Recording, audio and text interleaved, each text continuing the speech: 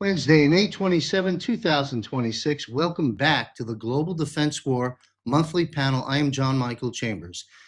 Each monthly broadcast, we will cover from a military perspective just what is going on behind the scenes, dismantling the deceptions, and making sense of all the madness. All right, let's make some announcements here before we bring our panel on. I'm launching a new show, a monthly panel with experts and witnesses called Off-World with JMC. It's time.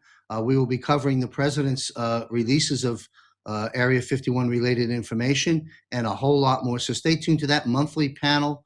Some new folks I'll be bringing to the screen with us and some familiar faces as well. Off-World with JMC. Next image, please. A lot happening at JMC Broadcasting. Why?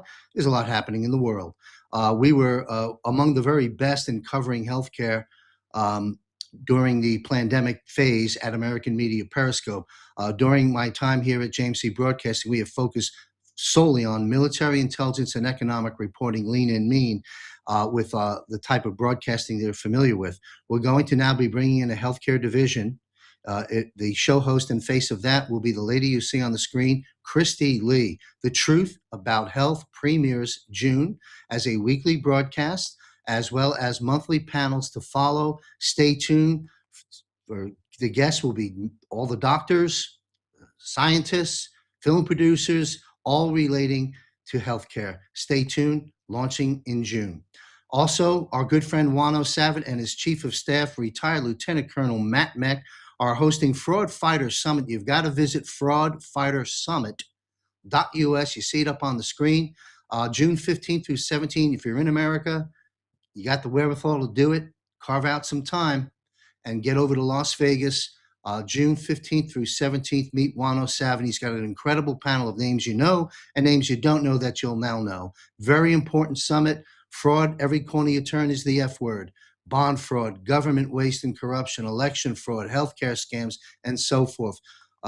Show your country some love and show Wano Savin some love. I'm sure the place will be packed. All right, next, a quick announcement. Join us in our private Zoom room. Me and Juan, I'll be your host. Juan will be there for 1 solid hour live in a private Zoom to answer your questions. Private Q&A. Join us by visiting jmcbroadcasting.com. Click on Premium Portal. See if this is an option for you. We do look forward to seeing you there. Of course, we have free subscription and all of our content is free. All right, let's take a look at, let me make this quick announcement. We've got Jordan Clark on the screen. Hard to say, but the late Jordan Clark just passed on. Jordan, as we know, had heart issues and so forth and so on. I had the opportunity to be on screen with him a few months ago. We were interviewed on a panel on another broadcast, and Jordan and I got to meet at that point. We never connected up intimately here. Rest in peace, sir. Great patriot, great warrior, will be sorely missed. Wano Savin and I are meeting face to face for a sit down. We've had many of them before in the past in Thailand and in America.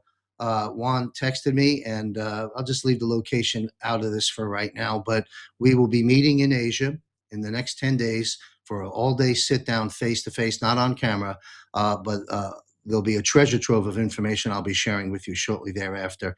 And Juan and I may do one episode, Intel and Insights with Wano Savin, since I've got him here as well. But join us in the Patriot Q&A.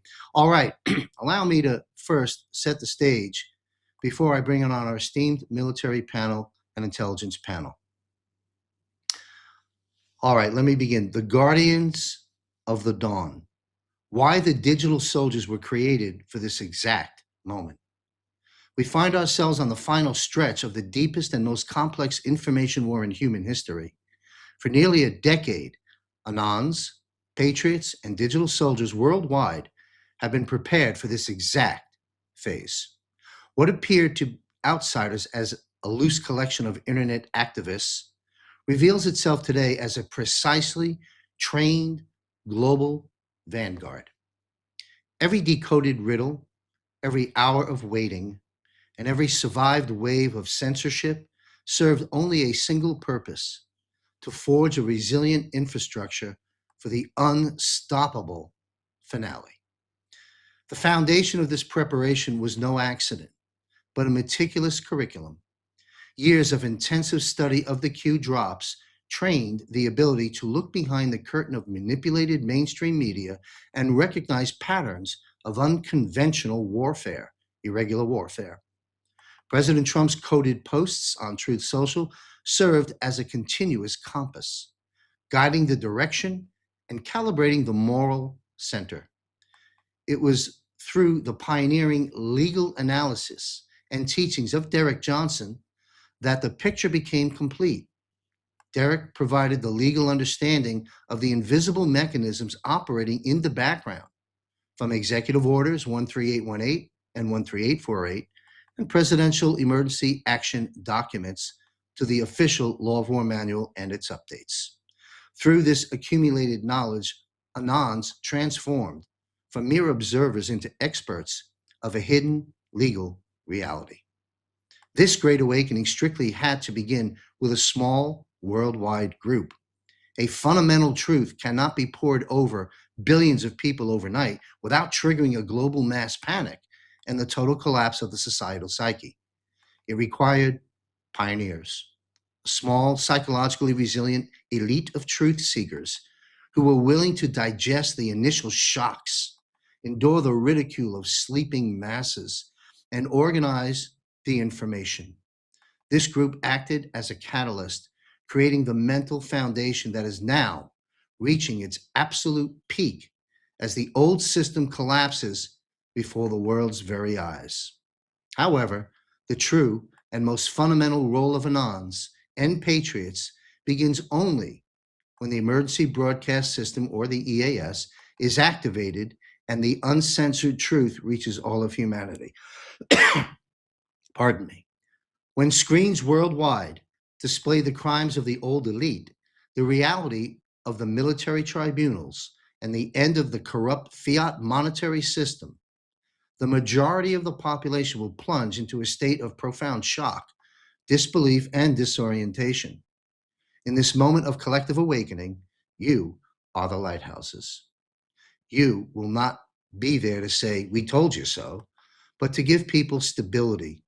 Your mission will be to explain events calmly, ease fears, and act as emotional and intellectual anchors in your families, in your neighborhoods, and in your communities. You are the architects of this new era, humanly guiding the transition of the Saragasara and the quantum financial system. Holding the line on this absolute finish line feels so incredibly difficult because the darkness presses hardest just before the light breaks through. It is this phase of maximum psychological pressure where the old structures launch their last desperate distractions and psyops. Yet giving up now, so close to the goal, turning on your commander-in-chief in a time of war, would mean leaving the line at the final hour. Your unwavering courage is the alliance's invisible defensive line on the home front.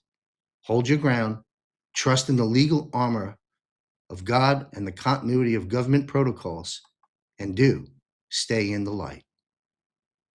And remember, to an extent, we are watching a movie. Before we bring our panel on, I'd like to introduce to the first time on the Global Defense War Military Panel, Brian Lynn and Mike Burns. Under One Flag is a 501c3 not-for-profit organization founded by military personnel and first responders dedicated to honoring and supporting those who protect our freedoms and keep you and me safe. With no paid positions, they ensure that every donor dollar directly impacts the lives of those we serve, maximizing our ability to express gratitude and provide meaningful support to our nation's heroes. I'm proud to say that JMC Broadcasting has set up a monthly automatic contribution to Under One Flag. Please welcome the founder and co-founder, Mike Burns and Brian Lynn, to the Global Defense War. Welcome, gentlemen. Thanks so much for having us. We greatly appreciate the opportunity to share our story and our mission with your audience. Well, thank you for being here. You and I, Mike, met on the other panel, Eyes on Gitmo. Nice to see you again. And nice to meet you, Brian. First time. Thank you, sir, for being here. Yes, sir. Nice to meet you. Thanks for having me. I much appreciated. I couldn't make the last trip. I was out on a hunting excursion with some buddies, so sorry I missed that one, but I'm making it up now. So Well, that Priorities. that hunting excursion is what this is all about, and we're going to start jumping into that. And I will begin first and foremost by thanking and saluting you, gentlemen.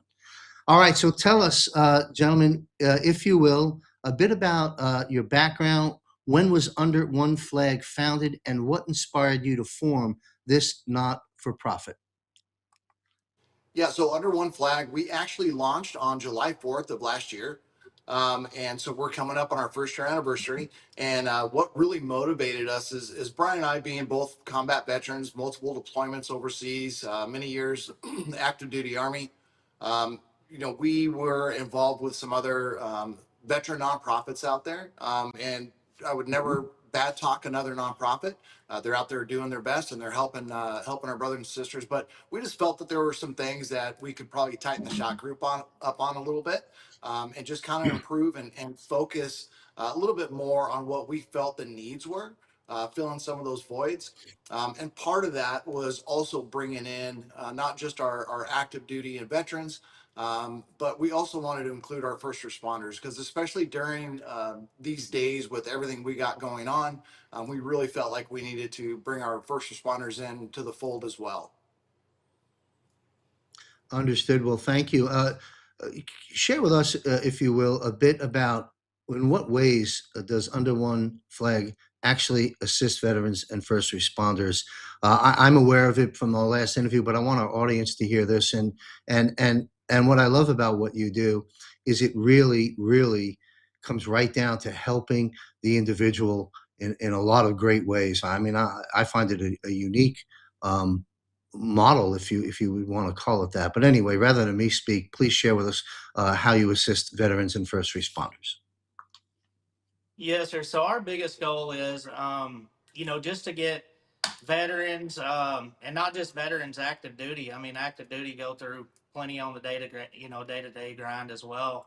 Our goal is just to get the guys and girls out, put them back in, around brothers and sisters, bring some incitement into their lives.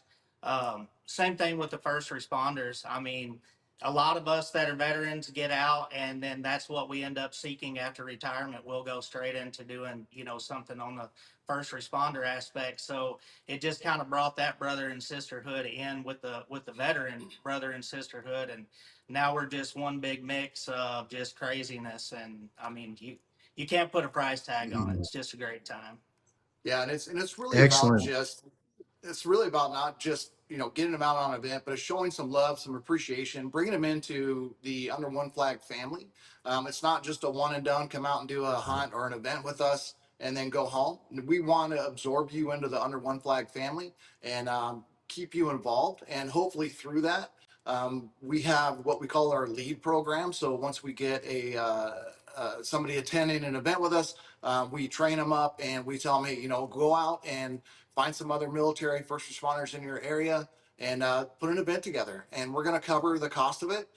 So get them out, get them engaged, get them back in the fold with others that have serious or have similar experiences.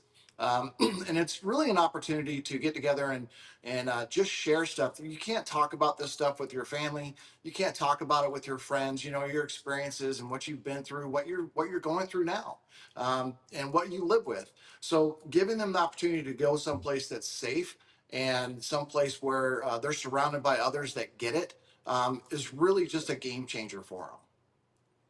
Yeah, so important. I can't thank you enough. And I can't thank retired Brigadier General Blaine Hull for making the introduction to you and your organization. And I'm happy to give any announcements and support to it and get the word out there. I'm sure it takes a lot of effort and sacrifice keeping things running over there. With all unpaid volunteers, are you in need of any assistance from people in addition to financial? To help with your mission. Yeah, absolutely. And we're always on the lookout for anybody who wants to get involved on different aspects. So And, again, we have our lead program where we train them up, we send them out, we get them involved, we get them on a new mission. But we're also always looking for anybody who can volunteer their time. There's plenty they can do. Let's say we do a hunt. There's people that can come out and can help with cooking, can help with setting up camp, tearing down camp. At times we might need some assistance, maybe with a guide or dressing out an animal or something along those lines. And of course, to make all this happen, we got to have the donor dollars and the sponsorship to make it happen. Again, we are 100% all volunteer, no paid positions, maximizing every penny to make sure that it goes towards our mission and helping our fellow brothers and sisters out there. But it still takes money to make that happen. So yeah, anybody that is interested, they can go to our website, www.underthenumber1flag.org, and just send us an email, send us a message. If you or somebody is interested in becoming a part of what we're doing, military, first responder, or wanting to volunteer time, you can put all the information in there and reach out to us, and we'll get a hold of you and get you involved. Thank you, Mike. To my producer, I should have scripted this in. If you can pull up the website, I'll chat a bit while you're looking to do that. I would like to navigate through a couple of spots on the website. I think pictures are, well, every picture tells a story. So anyway, if you can pull up that website, if not, let it be known to me. In the meantime, is there anything in the news or new developments that you're presently doing at Under One Flag that you care to announce or share with us? Right now, through our donors, I know we just finished up a trio at a place out in Texas that runs hunts, and they volunteered. And just on very minimal dollars, we were able to push 3 people through there.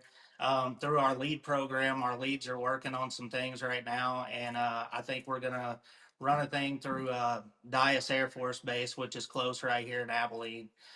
So I mean, lots of good things coming up, and anytime we have something coming up, we'll either hit Sandy up or you up and let you know so that you guys can push it out for us as well.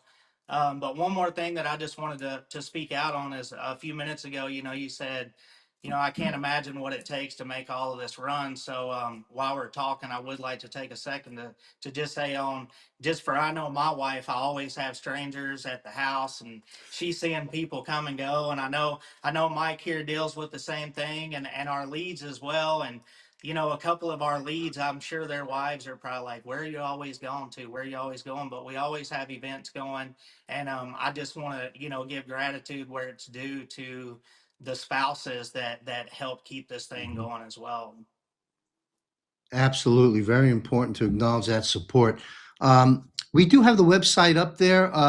Let's click around, Michael or Mike Burns. Perhaps you can direct us to some of the images of some of the events and things that you're hosting. There's the donation screen, folks, right there on the home page.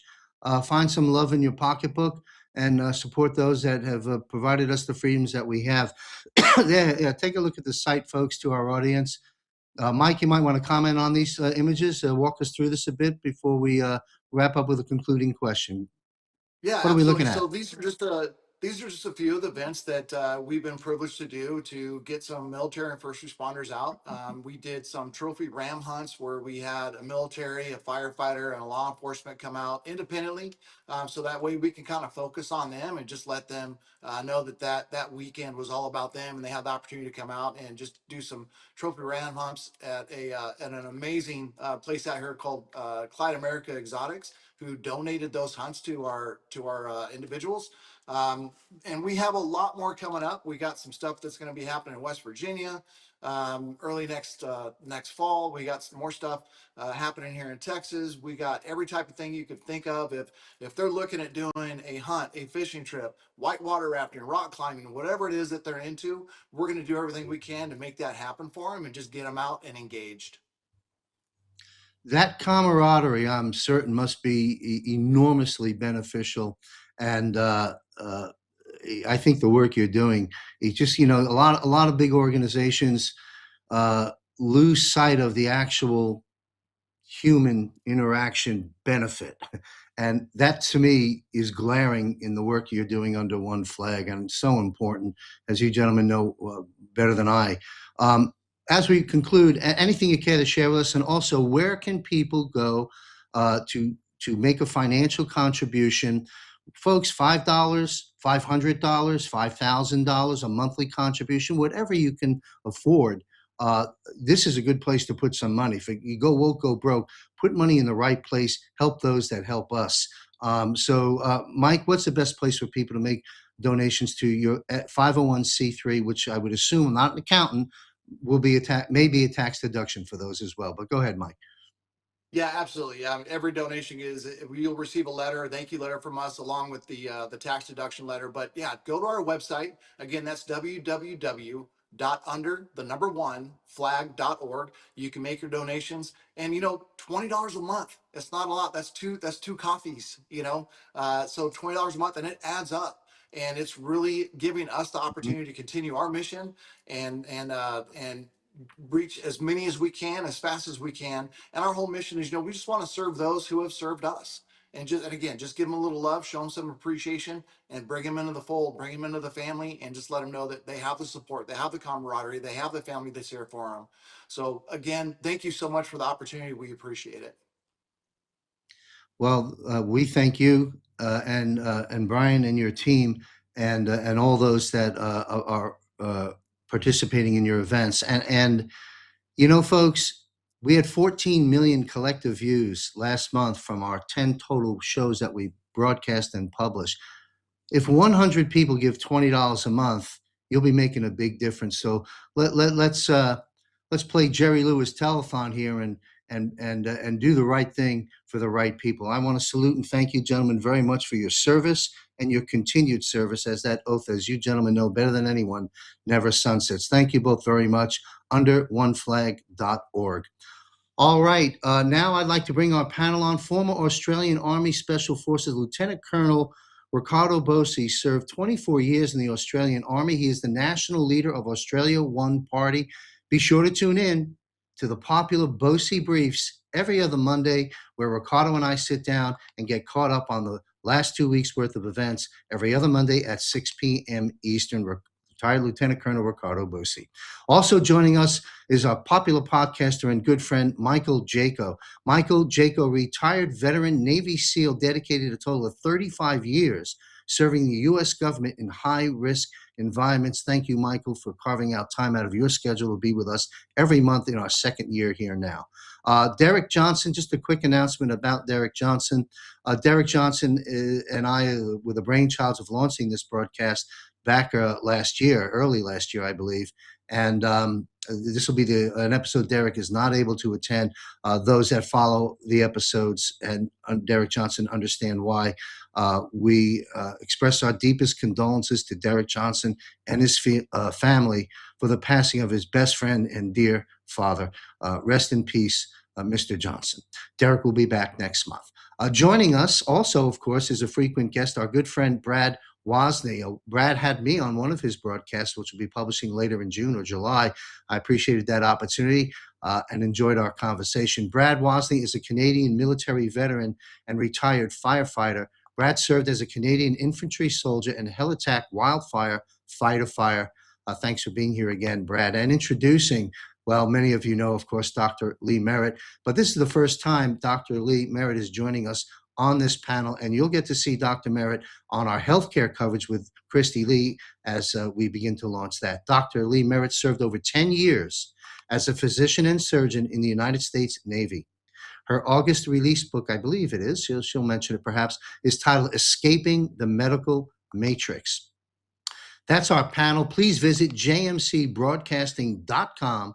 Click on contributors on the upper left-hand corner, and you will see the faces of our contributors, their biographies, and links to connect up with them and follow their work beyond this broadcast. Having said all that, thank you to my panel for your patience in the digital green room. Welcome back. All righty.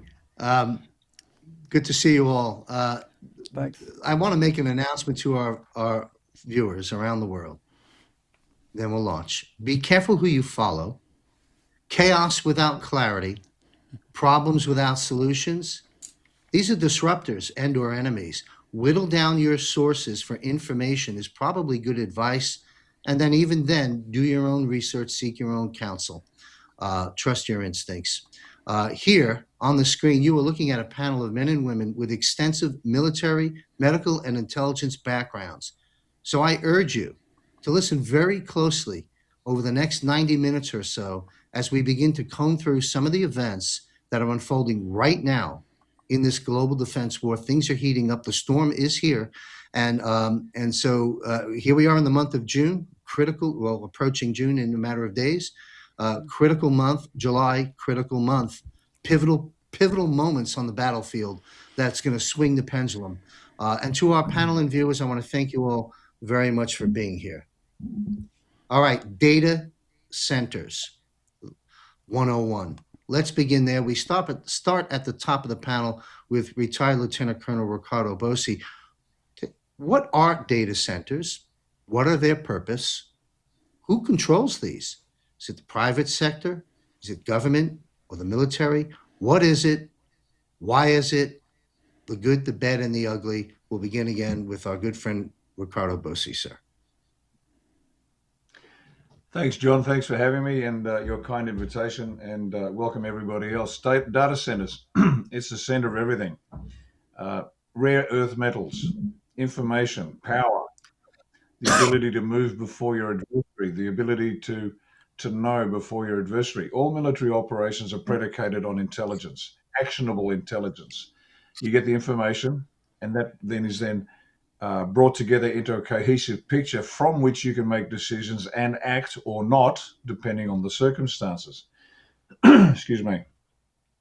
And so what we've got now in a global sense is the need for data is critical. Whoever has more data can make more information, who can then make more actionable intelligence and be ahead of everybody else. These are energy consuming behemoths. So you need a ton of energy. You need the rare earth metals. You need the energy generation. You need the infrastructure.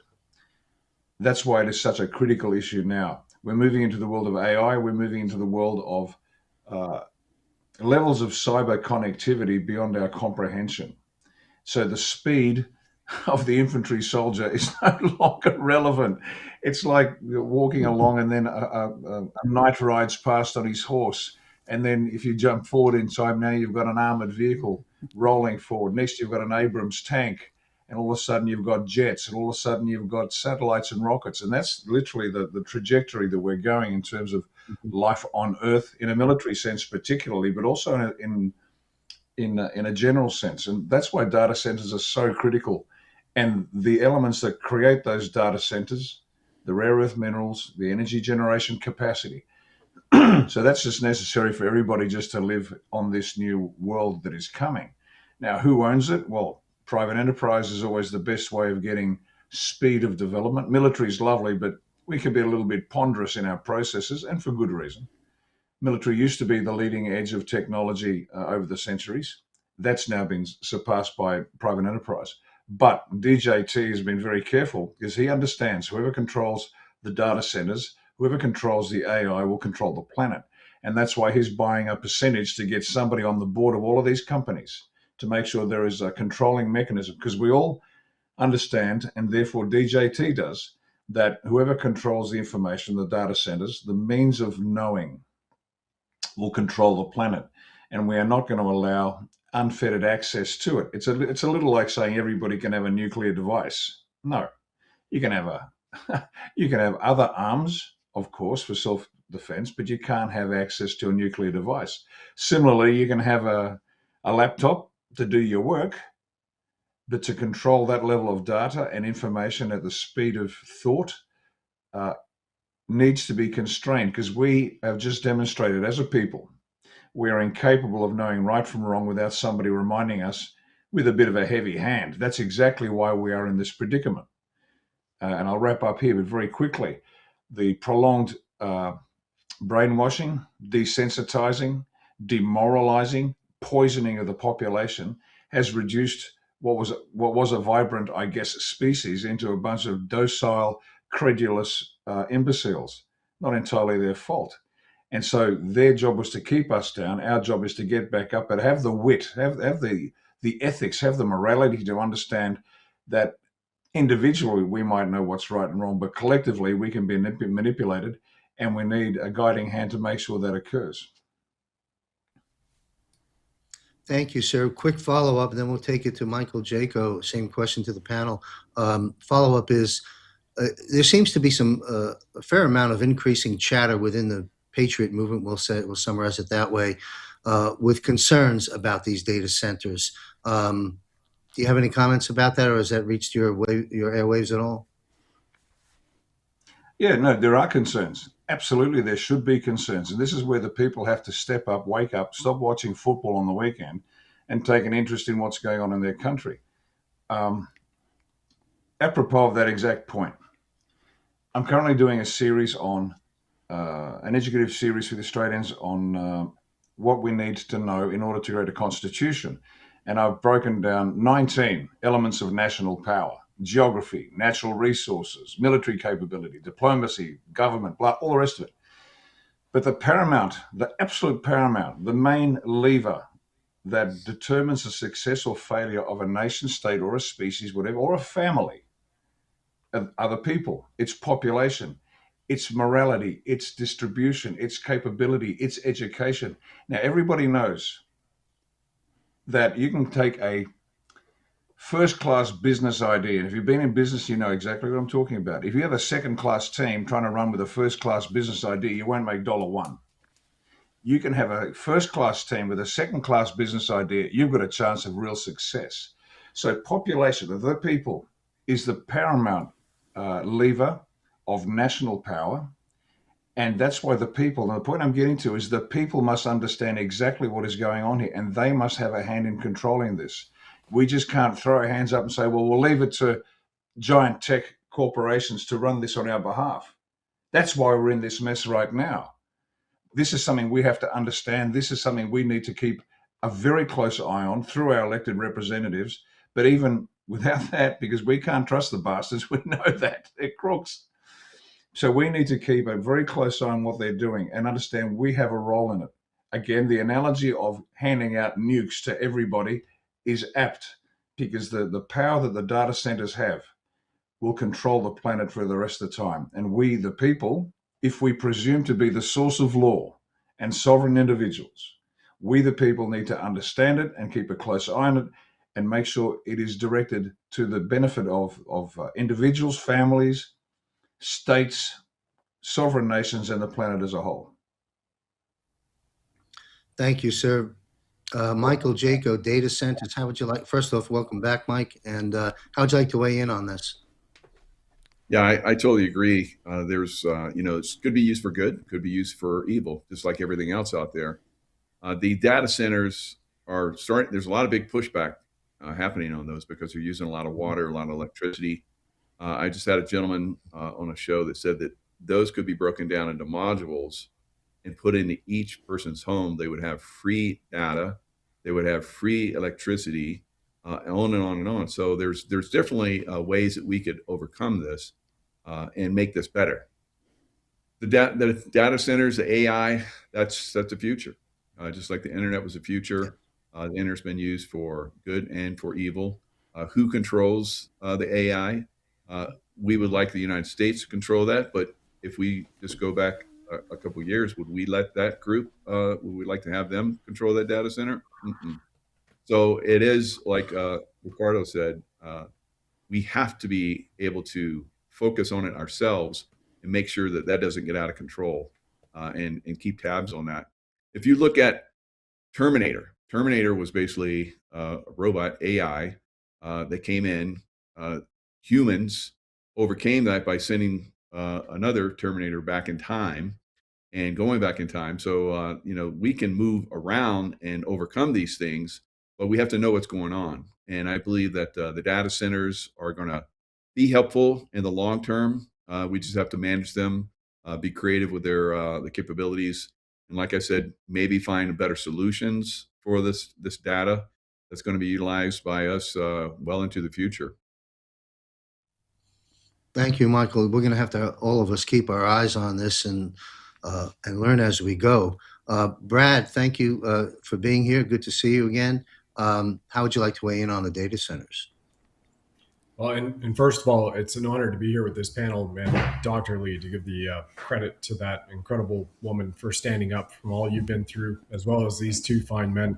And once again, a confirmation that I don't have the combat experience, nor my special operations with the few years I had in the infantry. So, I'm coming at this from the standpoint of I also have the build out of the corporate experiences, right? And, being 18 stories under the Pentagon, I was in the data centers underneath the Pentagon. And that was literally, if everybody can envision, back then in 2001, a few days after they fired the missile into the Pentagon, which 107 is the only one who's confirmed my report of that by myself being there shortly thereafter, they dropped the 3 World Trade Center towers, right?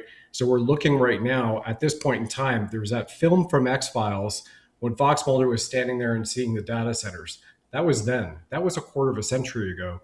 And technology's continued at a 3 to 6 months. It has doubled continuously. So right now, we 25 years from September 11, 2001, are about 600 years into the future from a technological time frame. And we know what they've been saying. Billy Carson has said with SpaceX sitting down in Colorado Springs Space Mountain down there as well 2 years ago, that everybody in the military industrial complex is a minimum of 300 years minimum 300 years to 1,000 years ahead of us in technology. That was 2 years ago, April 2024, from Billy Carson, who owns a space company.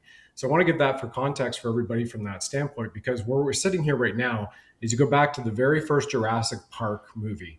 And in the first opening sequence, after they showed the beautiful island, you had the velociraptor who was in the cage, who was shaking the cage. And you're just hearing the Australian guy, and, Riccardo can do a much better accent than I can. He's like, oh, yeah, she just wants to get out. Just watch out for her, fellas. And all of a sudden, somebody gets grabbed, torn apart. That velociraptor analogy I'm using right here are those data centers, right? Except the data centers have the utility for the benevolent. We're seeing flock the systems all across Canada, the United States, other parts. Europe is a surveillance state. So is Australia and the Commonwealth countries as well, right? So we have to be very much pushing back at all costs, because our future and our children's future, their lives depend on it, not 10 years from now, not next year. They depend on it right now, because Michael gave an apt example from the movie Terminator. Those data centers are Terminator.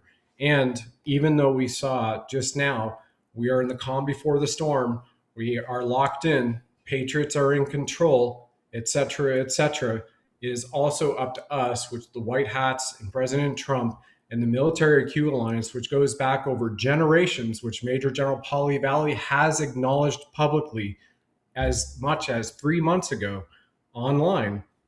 That operation requires people to stand up. And so I hope that sits with your audience, John, and everybody here knows that they need to push back with their representatives or stand up like that guy in the Palisade fires, living out of a trailer, running for the mayor of Los Angeles, saying enough's enough, and he's standing up and he's taking a rant to the deep state. Does that make sense?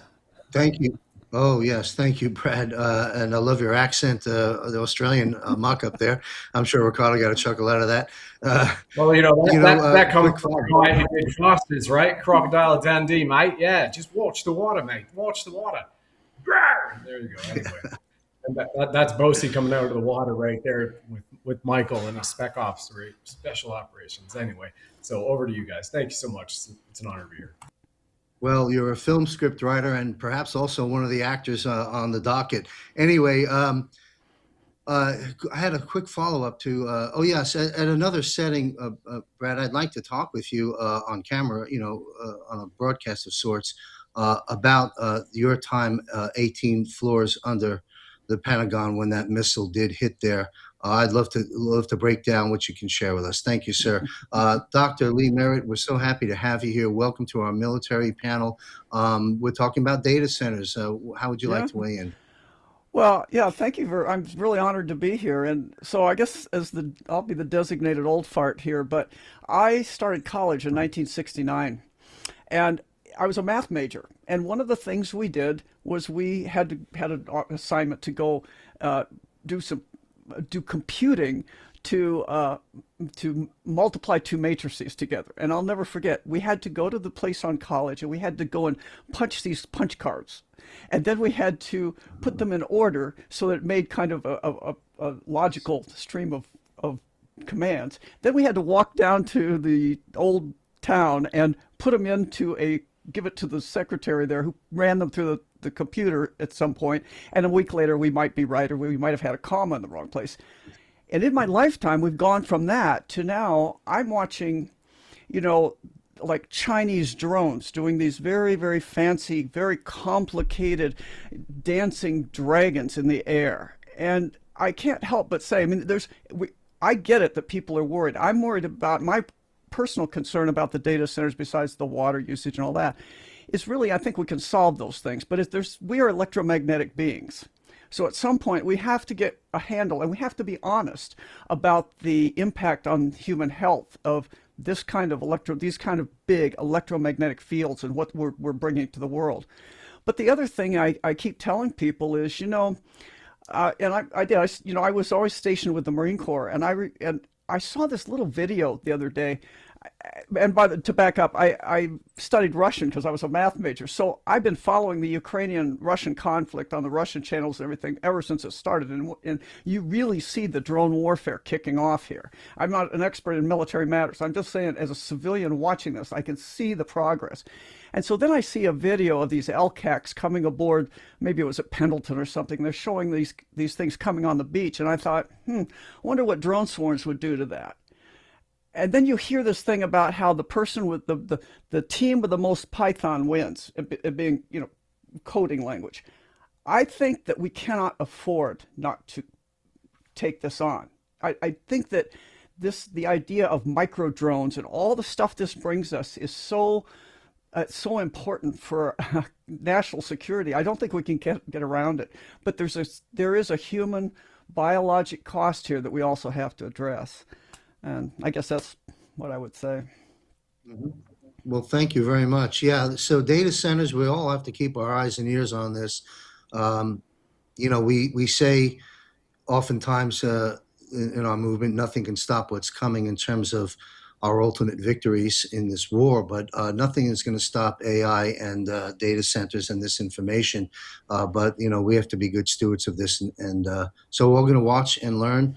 And thank you all for weighing in on that. This next topic is vastly different. I'm going to title this next question, Masks Gone Wild. Okay, how's that for, let's put up the image to our producer. We'll take a look at this image and you'll understand why I'm calling this Masks Gone Wild. Take a look at this. This is Fox News. I'm sure you've seen it. It's gone viral. I didn't even watch the episode. I caught the drive-by quick thing, and we're going to have the panel briefly comment on this. Next image. I think there's a second image further focusing on that. Now, tell me that's not a mask. All right. So back to the panel. Masks Gone Wild. How's that for getting the attention of the target audience, as Derek would say? It raises the question, and Lieutenant Colonel Bosi and I, we covered this on Bosi Briefs. But I'd like you to weigh in on it, and of course have the rest of the panel weigh in on what do you make of this overt move? And don't you find it, the question I have, and I'd like you to weigh in on, is we know that fake news is fake. We know that Fox News is in that camp. We know that by and large, these fake news organizations are working for the enemy. And as President Trump has said, they are the enemy of the people. And so let that be duly noted. Having said that, it begs the question, if Fox News would run something like that, who's in control of the mainstream media to an extent? But weigh in on Masks Gone Wild, target audience, that image. What say you, Lieutenant Colonel Bosi? We've got no audio sound. There we go. Sorry, full disclosure, John, I should come clean. I'm actually a black lesbian, but the mask is excellent. Now, having said that, the storm is here. The storm is here. The storm is here. That's what's coming out of DJT from El Donaldo Trumpo. The storm is here. Newsflash: the storm's been here for some time, but now they're showing the people. Like the storm is literally, the storm is coming. The storm is coming. No. The storm was happening behind the scenes, but now it's actually being revealed, and that's what's happening. And to your question, who controls it? We've said it before, but I'll say it again. We said this years ago, just in terms of the media specifically. The media have to be the ones. The people that lied to you have to be the same ones that are now turning around saying the opposite story, because they won't listen to me or you or Dr. Merritt or anybody else, because who the hell are we? Well, I don't know you, but I've been watching this guy on the news for 30 years. I trust him, Walter Cronkite. So that whatever he says, well done. Walter Cronkite did more for the US to get the impression they lost the Vietnam War than any VC ambush ever did. But that's a separate story. But we're getting this in Oz. We are literally getting the same. I've got to watch my language. I might get salty shortly. The same media personalities that were bitch slapping anybody that went against the narrative are now reporting exactly the opposite. And you can see these shamed-faced individuals. But the mask issue is specifically is to show people the war is here. That's it. The storm is here. It's happening. And blind Freddy and his seeing eye dog will spot the problem. Well said, and thank you, sir. Michael Jaco, masks gone wild. What say you? Yeah, well, we saw Biden. That was definitely a mask gone wild, and when he was around. So I think they're still trying to, show us that. Now it's interesting because Ed Gowrine was the guy that beat Massey. Ed Gowrine and I worked at SEAL Team 6 at Red Squadron together, and then we have. Bob Harwood comes out. I worked with him at SEAL Team 6 as well, and we're in the same generation. And he comes out shortly after that with that mask on, and I'm like, "What is going on here? What are you guys doing? Is SEAL Team 6 reunion here going on? What's up?" So I think it's just more disclosure. They had fun with it. Somebody had fun with it. I had fun with it. I think it's a nothing burger. We're going to continue to see reveals like this. I look at President Trump, and I think he's a great comedian because he's always joking around with a lot of different things. And these guys kind of joked around with that stuff too. So keep it light, keep it fun. We're winning. Let's keep winning. Thank you. Masks gone wild, Brad. Is that Brad? Yeah, Or are you wearing a mask? No, there's another black lesbian under here. It's common for the Commonwealth countries to do the same thing. But my name is Abdul Rapstar Rapsanjani. And I talk a little like this. Rick knows. We're having fun on this now. Energy. Yes. Rick, very good.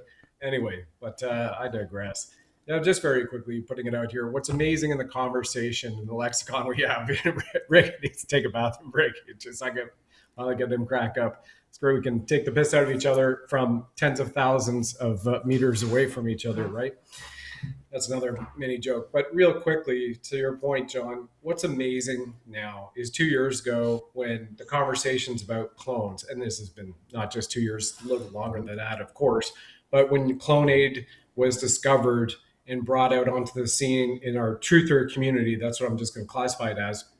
2 years ago, Clonaid, Manitoba, where they're cloning humans, right? Justin Trudeau's foundation, which has the pedophile symbol on it, the Trudeau Foundation, which is also complicit in funding the research for at University of British Columbia and Arbutus Foundation, the COVID-19 biological chemical weapon of mass destruction, which also happens to be a biological and technological and radiological too, as we all know, right?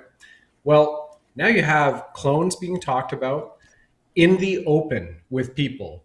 Clones, are they a clone? Are they an actor wearing a mask?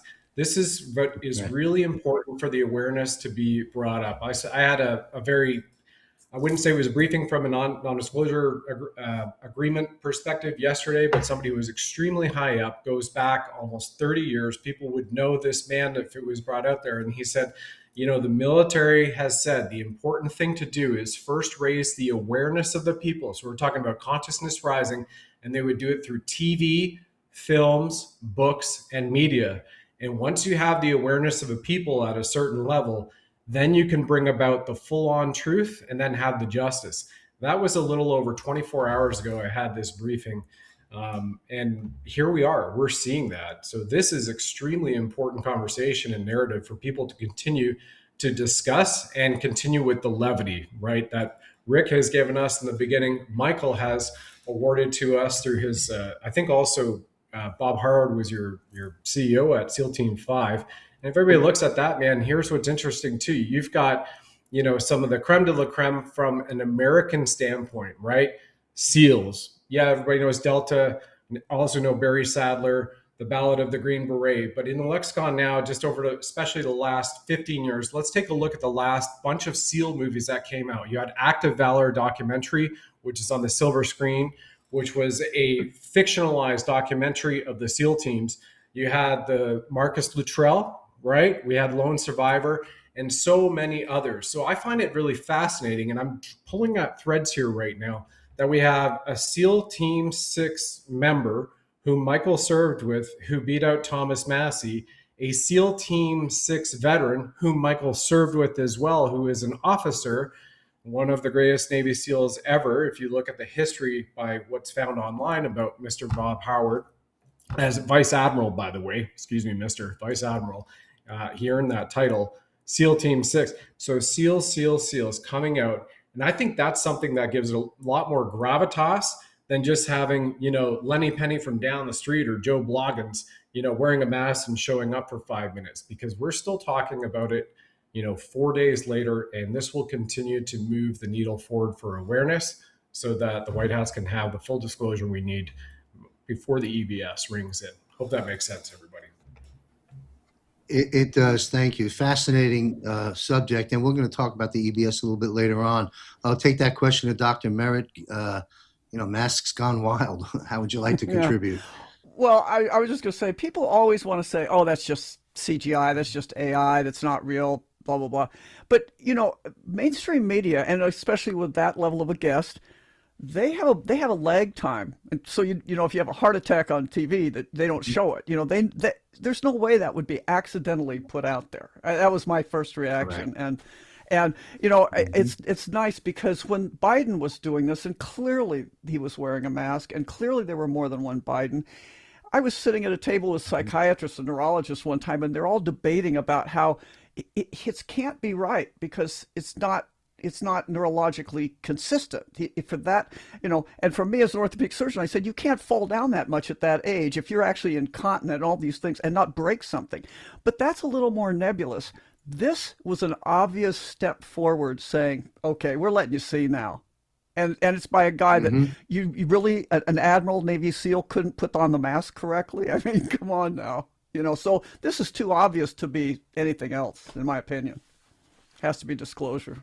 Great. Thank you, ma'am. I agree. That was my instant gut on it. And of course, just ramping it up for the target audience, like color by numbers. How much simpler can they make it? Yeah. Folks, to our audience, central casting. I think I ran a clip at one of the shows last month. Someone put together of the president, montage of him saying central casting. Look at him. He's central casting. Chairman G, tall Chinese man, central casting, central casting, central casting. What is central casting? Central casting is an American casting company that specializes in casting of extras, body doubles, and stand-ins. It was founded in Los Angeles in 1925 and has moved on to a couple of other states, being used clearly in this psychological operation information war we've been engaged in. Being used by the military in this operation in a very significant and productive way is my commentary on that. Central casting, folks. There's a reason he says that. All right, let's move on. Where are we going here? Let's talk about, let's put this up, put the image back up. It's apropos right now. We're talking about masking, central casting. We oftentimes invoke films.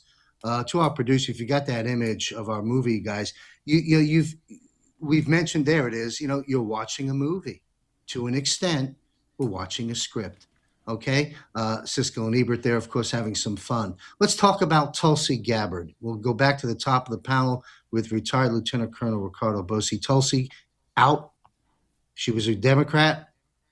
She ran on that ticket. Ends up in the Trump administration. From my seat's done a phenomenal job. I can stand to be corrected by this panel, but that's how I stand on it.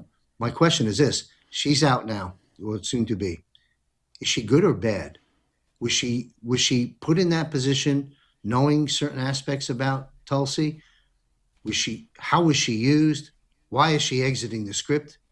What do you see happening here? And will she release another tranche of incredible information to put more nails in the coffin of the deep state before she's officially out? Unpack Tulsi Gabbard in any way you care to, sir. Riccardo Bosi. Hardly a challenge. Okay, we're watching the movie. I'm glad you put the clip up. Now, Tulsi was cast in the show to be the outsider that was going to shake up the organization. Now, anybody who's spent a bit of time in a large amorphous mass like the military or intelligence or any big corporation, you know you can't change it. You don't change the leadership, you don't change the organization, because the organization lives unto its own rules. But she was cast to play the role of the outsider.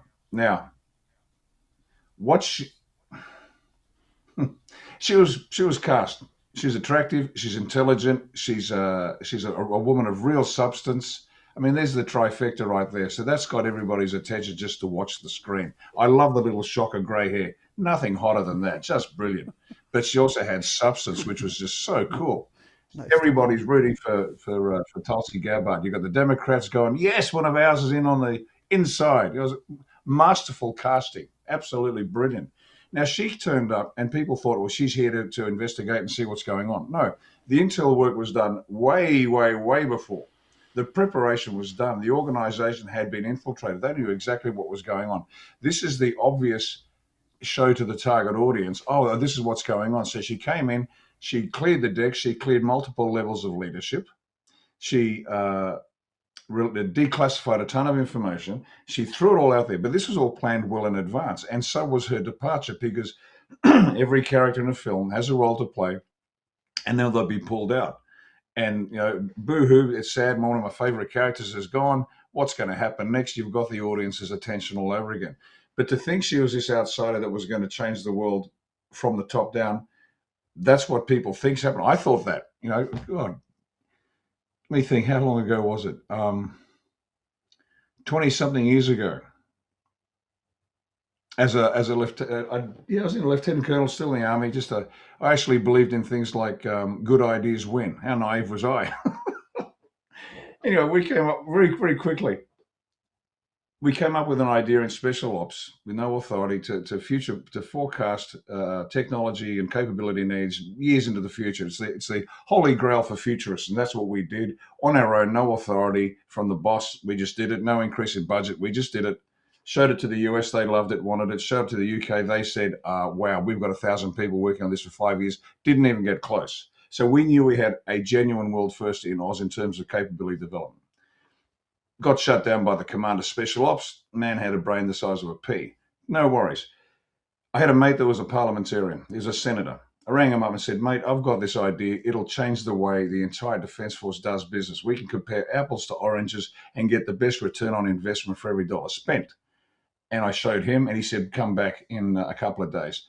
Within 2 days, I'm now sitting in front of the Minister for Defence in the Australian government. Now, that's like some light colonel out of, I don't know, pick a base in the US, sitting opposite Pete Hegseth with no authority. Now, you just don't do stuff like that.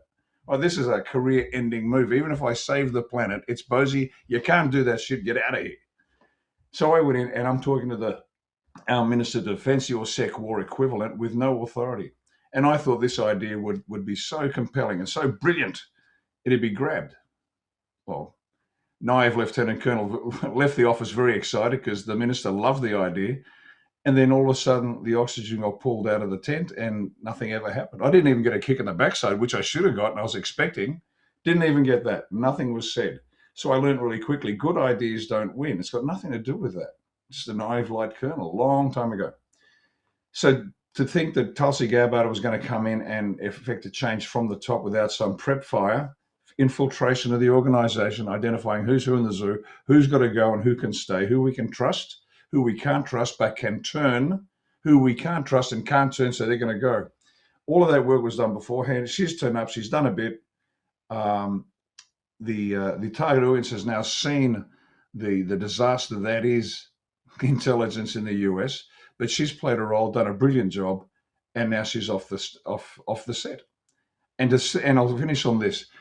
If anybody imagines that Donald Trump sits back and lets all his departmental secretaries just run their own war without a coordinating guidance from him, you're dreaming, as we say in Australia. You're dreaming. Now, that's the way it's been done previously, certainly in Australian politics, because departments are run by different elements of the cabal and they're in competition with each other. This idea of a whole of government approach is great in theory. Now, you've got it under DJT, but nobody's had that before. You've literally had these different feudal states, let's call them, competing with each other to benefit their funders. But we got to remember that DJT is got these people well under control. They know what their orders are. They're doing what they're told and how they're told to do it. So when Tulsi Gabbard says, and I'll finish here, Tulsi Gabbard says, no, Iran, no evidence of nuclear manufacture. And Trump says, well, she's wrong. I don't trust her. Not interested. Goes in and bombs the place anyway. People resign. Trump's a warmonger. All part of the show. She played a role. She played it brilliantly. And what happens after this, who knows? But she did a great job. But the target audience is now being shown the movie. But behind the scenes, what they have to understand is all this work was done beforehand. The infiltration, the turning of people, it's all been done. And this is now the public face of what was happened over the last, I don't know, maybe 12, 13, 15, 16 years.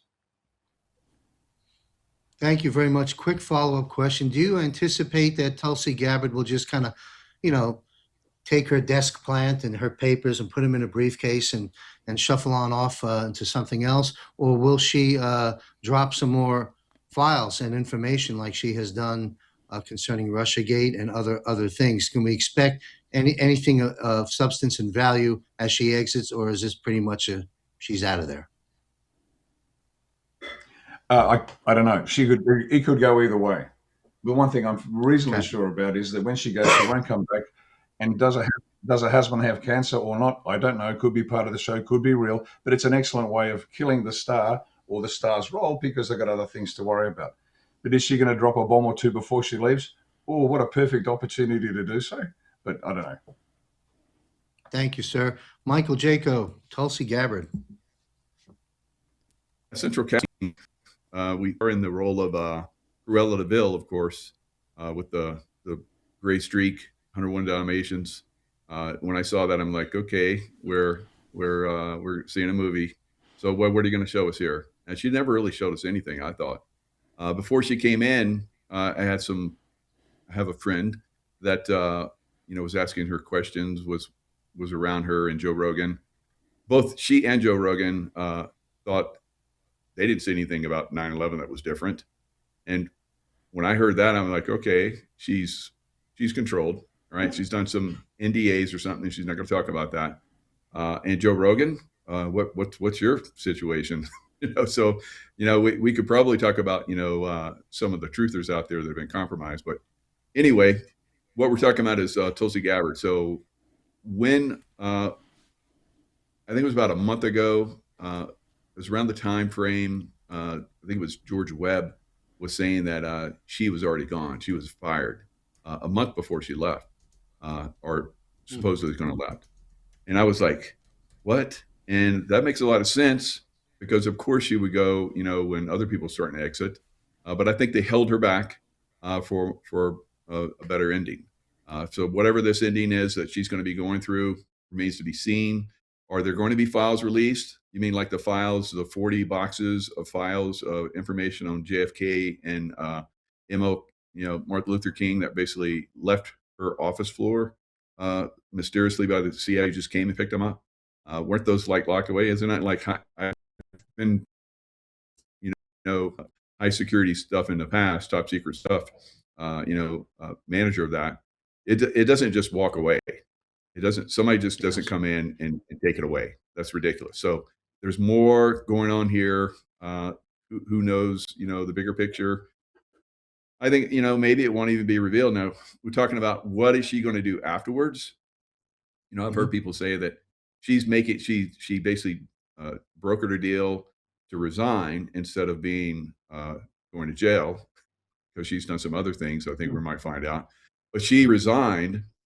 She agreed to resign because she wants to run for office. She wants to run for president.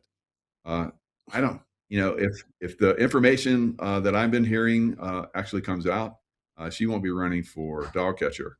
But we'll see. A dog catcher like 101 Dalmatians. So there. I don't think we're going to see anything from Tulsa.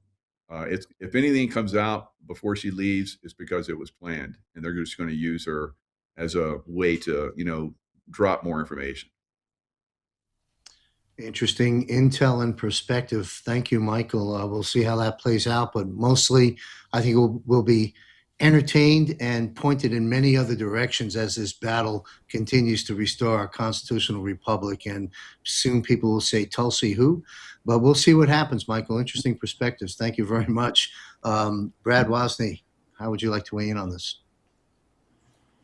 Just very simply from, the strategic theater perspective here. And once again, everybody, you have the Commander-in-Chief Pro Tem of Australia and New Zealand, who's sharing with you incredible background, as well as Michael.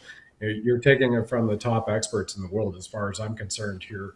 And then obviously Dr. Lee Merritt right after this. What you can just take a look at the signals which continue to come out, or a shuffling of the deck of the actors in the game, so to speak, or the Broadway play, however you want to frame it. Well, you have Bondi resign. Where's Bondi?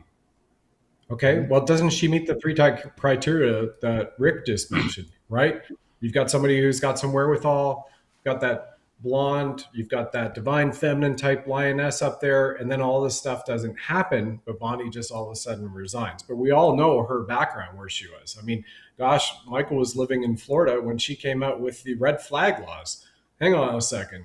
You're going to go send the sheriffs after Michael because he's a retired special operations guy who used remote viewing to find Osama bin Laden, had his whole squadron to go in it, and he just happens to be carrying a gun legally, and you're going to go after him? And all that stuff she did with the Bush family. And that, I think, is also going to come back up, because the last thing you do when you end a Broadway show and the curtain comes down and everybody takes a bow, you're not going to turn around and go, oh, wait a second, here's part two, and here's the new character, the new role, and the same person who's playing them. They're gone. And by the way, just take a look at the AG position to continue on that. Blanche is in the position. Where did Blanche come from? Central Casting. Who threw their hat in the ring just a few business days ago for the AG position? Who is President Trump's best friend since 15 years old at military school? Who is the man who is leading the case for Tina Peters, for James Bowder, Canadian Freedom Convoy, and for so many others, and who was just hired by Joby Weeks, Peter Tickton? So we are stacking the deck, I think, from the public standpoint, even though we're very much aware that it's already been done behind the scenes to show the public that eventually you have certain things that go back to the Bondi, that go back to the Tulsis of the world, and et cetera, and on and on and on through every branch, whether it's judicial, executive, legislative, and go, well, but they didn't do this, they're responsible for that, and now we can do this. A month from now, a year from now, or 3 or 4 or 5 years from now. That's where I take it from, John. Fascinating subject. We can see from listening to our panel thus far, at least on Tulsi Gabbard, that you got to just turn off the fake news. You're not hearing these perspectives, views, and narratives anywhere in that space. Again, we try and make sense of the madness and decipher the deceptions. Dr. Merritt, do you care to weigh in on Tulsi Gabbard? Well, cancer is an extremely useful little tool here politically. I mean, it seems like a lot of people, Susie Wiles, I guess, now has cancer of the breast or something. There's multiple people in the Trump administration that have either gotten cancer or family cancer. It's a good way to move people around, in and out. I just think that, and they can't really, hard to criticize because, they tried to criticize Trump as being believe it or not, pro-cancer, because he was defunding some of this nonsense cancer research. And so it's kind of hard for anybody on the outside now to not be sympathetic here. I just think it's a way to move people. I noticed in COVID, all these little hospitals, the CEO stepped down just before the vaccine mandate, and then they put a hatchet man in there. And then the hatchet man went away just after that, before any retribution came out of the vaccines. And it's interesting that I've talked to multiple nurses, and they all told me that their CEO did that came and went, and they all went for the same reason. Oh, they were having an affair with a nurse. I said, how many CEOs have affairs? But that was the story that drove the movement. And I think this is all a story. I don't know what the whole reason is for. I wonder who the number two is. It seems like a good way to avoid having a lot of people tied up in Senate hearings and things for getting, if you have a lot of temps, you can get a lot of stuff done under the temps without having to go through all the hearings to get people actually appointed. So maybe that's it too. I don't know. Fascinating subject. All right. Thank you to the panel. We're going to go back to the top with a new question. I'm going to read a little bit so I'm not mistakenly reporting this. President Trump shocks the world. We have the medicine that brings people back from the dead. We have tested it. And U.S. President Donald Trump has made a shocking statement which could change a lot of things if everything goes well and is widely used. Now, you talk about entering a whole new set of attention gathering in the script. Boy, is this going to do it. Trump has declared that the U.S. is very close to discovering a drug that stops people from dying. In a press conference from the Oval Office, he said that the drug is in the testing phase and has yielded the first concrete results. Quote, "We know this medicine works because we've taken people who had died. We had a person who had their last rites done. They passed away. The kids were crying, etc. And we gave them this medicine. And the person got better," the president says. "It works. It won't work for some others, but we learned quickly." End quote, President Donald J. Trump. Boy, Academy Award to the script writers. I don't know what's going on here. Riccardo Bosi, Lieutenant Bosi, how would you like to weigh in on this? I've got a comment. I'll wait till I hear from everybody first. Go ahead.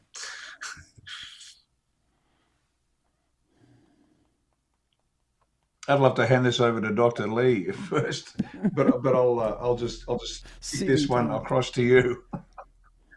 The first thing that gets to me is it's a con that there's things out there that we have no idea about. Brad gave us a very good rundown on the capabilities of modalities, technologies that are science fiction to us, but they've been around for a long time. That's point number one. So there's new stuff out there, which is true.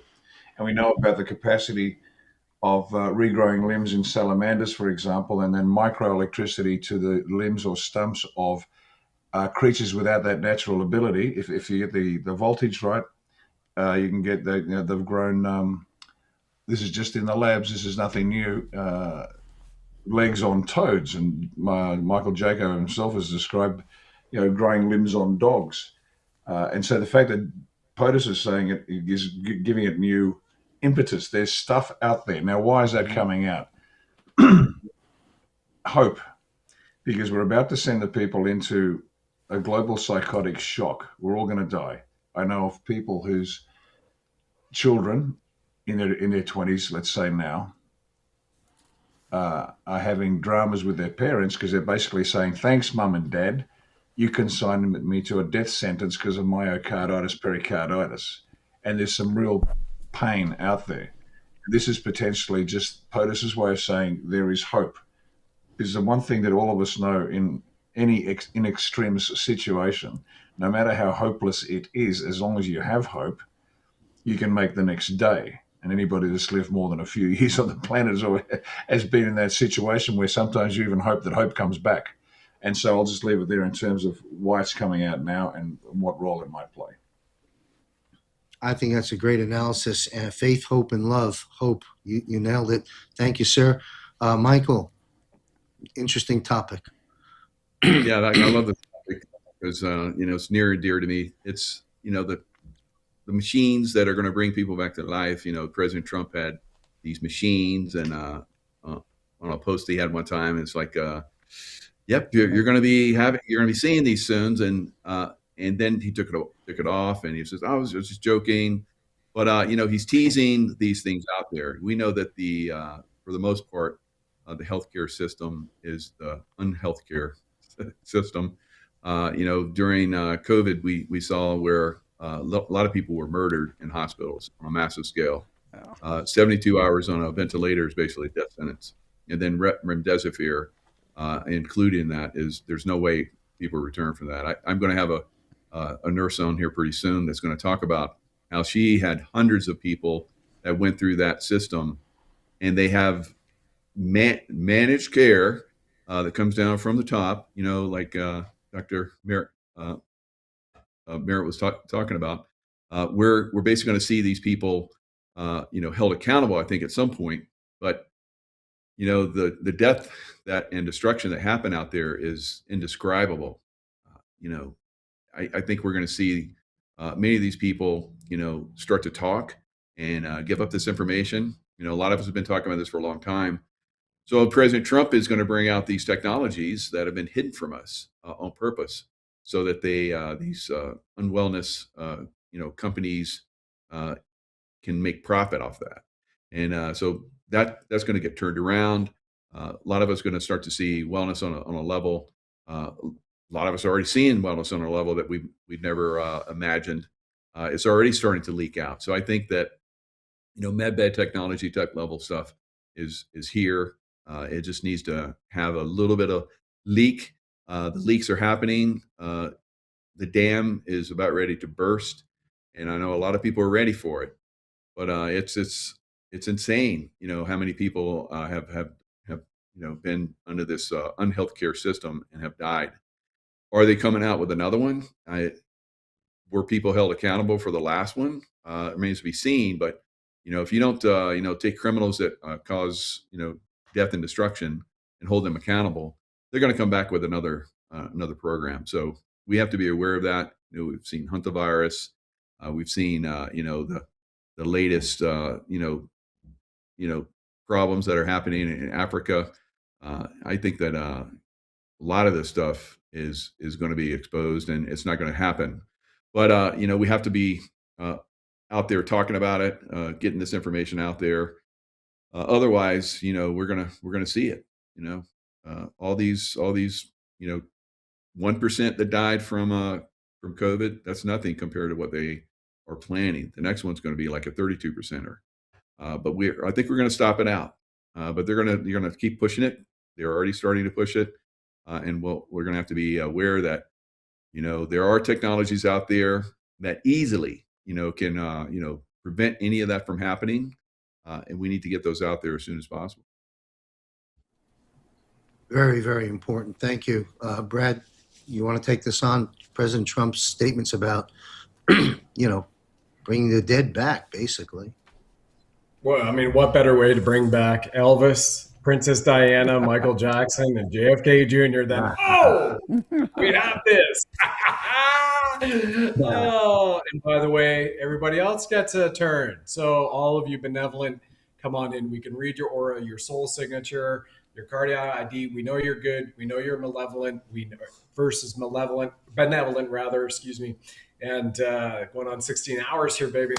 Tongue-tied with the caffeine and the water. And by the way, there are technologies now too, right? So you can tune in with Dr. Lee Merritt. She's done an incredible job. Michael and I do multiple shows. There are technologies, wellness technologies now that with stuff we can't even say yet, but we have those testimonials on record of people who were in hospice that were told you're going to die tomorrow or next week. And they took something and it's 100% natural. And not just one, not 10, 20 people are released from hospice and they're at home and they're healthy.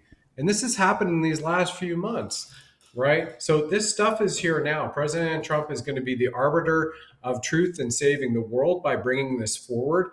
All of this is ready to be released en masse, light beds, med bed technology as well. And again, I just go right back. Can't wait to see Pastor Bob Joyce go, hey, that's it, baby. I'm done preaching. Let me get up here and shake it on America 250. I yield my time to Dr. Lee Merritt now. Thank you, John. Thank you. Thank you very much. All right, Dr. Merritt, how would you like to weigh in on this topic? Well, serious topic, but very interesting. Well, and I haven't had too many surprises during this whole COVID thing, because if you'd really been understanding the medical literature, you knew that a lot of this was a scam, and a lot of the stuff they're telling us is just not true. But this one, I gotta say, if they have something that actually you're dead, and they give you something to bring you back, that's something I never even got a whisper of. So that's kind of unusual, because normally things are in the medical literature in some form. Having said that, though, the Russians have a lot of stuff that they know about DNA, and quite frankly, Yuval Noah Harari and these guys from the WEF that think we are nothing more than just our atoms collected together. They want you to believe that DNA is a ticker tape, that we can just change it and we can put a little C here and a G here and it'll make you all different, or, one way or another. That's just not the way DNA works. And the Russians actually, they don't translate this, unfortunately, but they've studied this with physics, with linguists. They've studied DNA in all sorts of ways. And what they've shown is, first of all, DNA can heal. It's not irreversible. DNA somehow has our holographic imprint of us. So even though I might make a protein that's exactly the same as a tortoise, it's coded slightly differently with syntax and spelling. And it knows that I'm me and that's a tortoise, and it makes it for me, not the tortoise. It somehow knows this. The other thing the Russians found is that, and when you have DNA, so when someone dies, well, let me back up. When they were lasering DNA one day, and they zorched this DNA, thought it was all gone, but they could still find the electromagnetic signature of it after they thought it was all just burnt to toast. So then they said, well, maybe there's still some in there. And they moved that vial out of the way, and they put a completely blank vial, blank glass tube in where that DNA had been, but now it's just empty. It's never been used. They found the same electromagnetic signature of the DNA. And it lasted for 40 days. And the DNA signature kept getting weaker and weaker, and then at 40 days it was gone. And in Russian Orthodox religion, by the way, they believe that the soul lingers for 40 days where the person dies. A lot of 40-day things show up in biblical references. I'm not a biblical scholar, but that's pretty obvious. So this has to relate to DNA somehow. And that's the story of the medbeds. It's a DNA healer.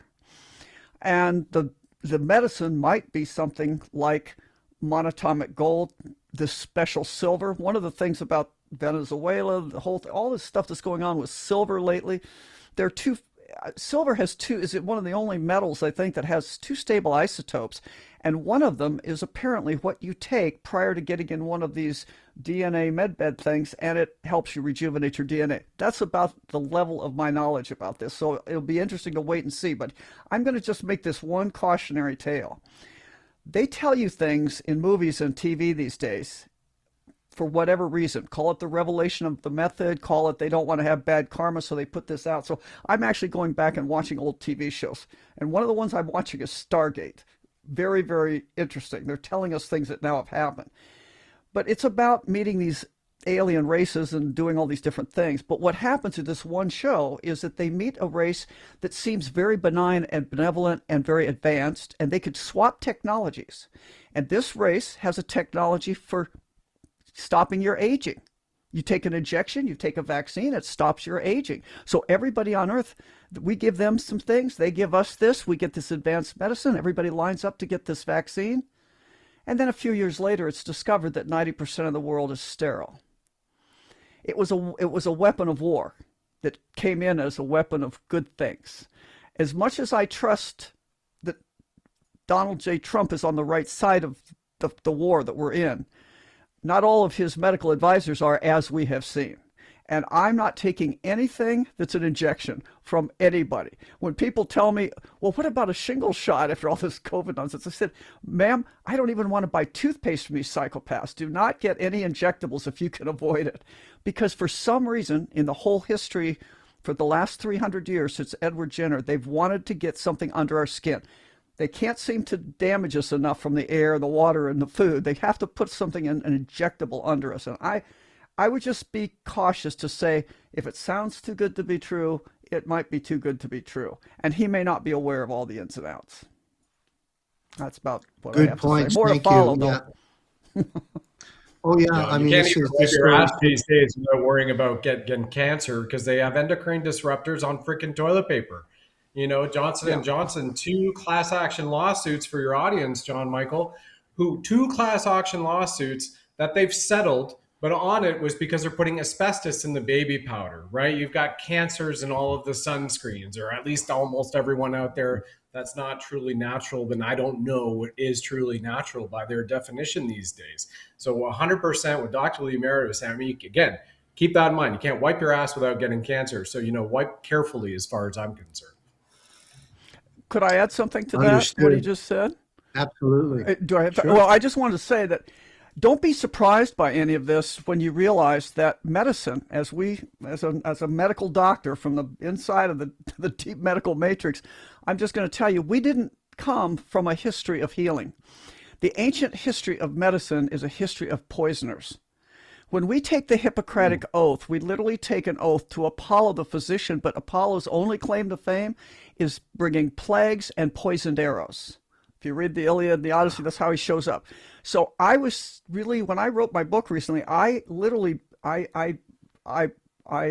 asked for forgiveness, and I said, I can't believe I took that oath.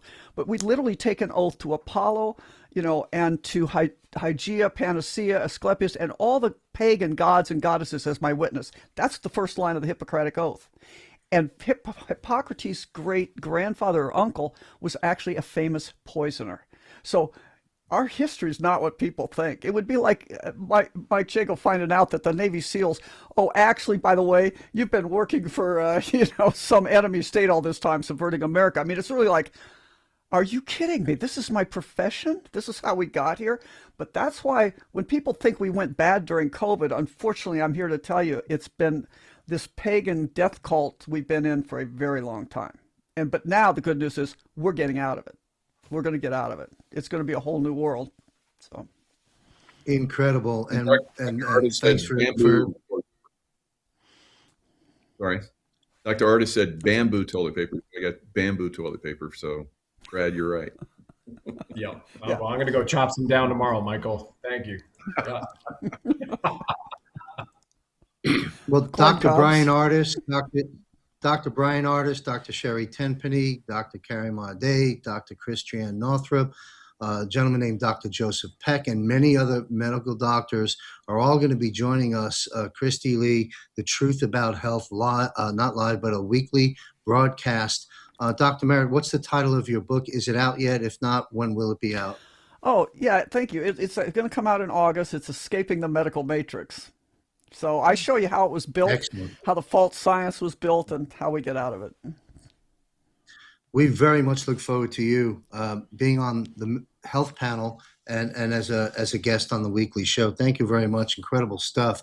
All right. It's a kind of an interesting dovetail. President Trump's talking about life-saving and bringing back to life. We're all going to learn more about this, I'm sure, as time goes by.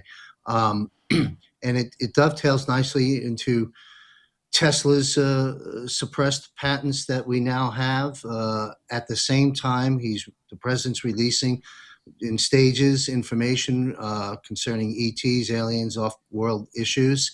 And at the same time, they're bringing in these ideas about saving lives. It's very interesting to connect a few dots on that. But let me put up to my producer some images that I'd really like this panel to weigh in on.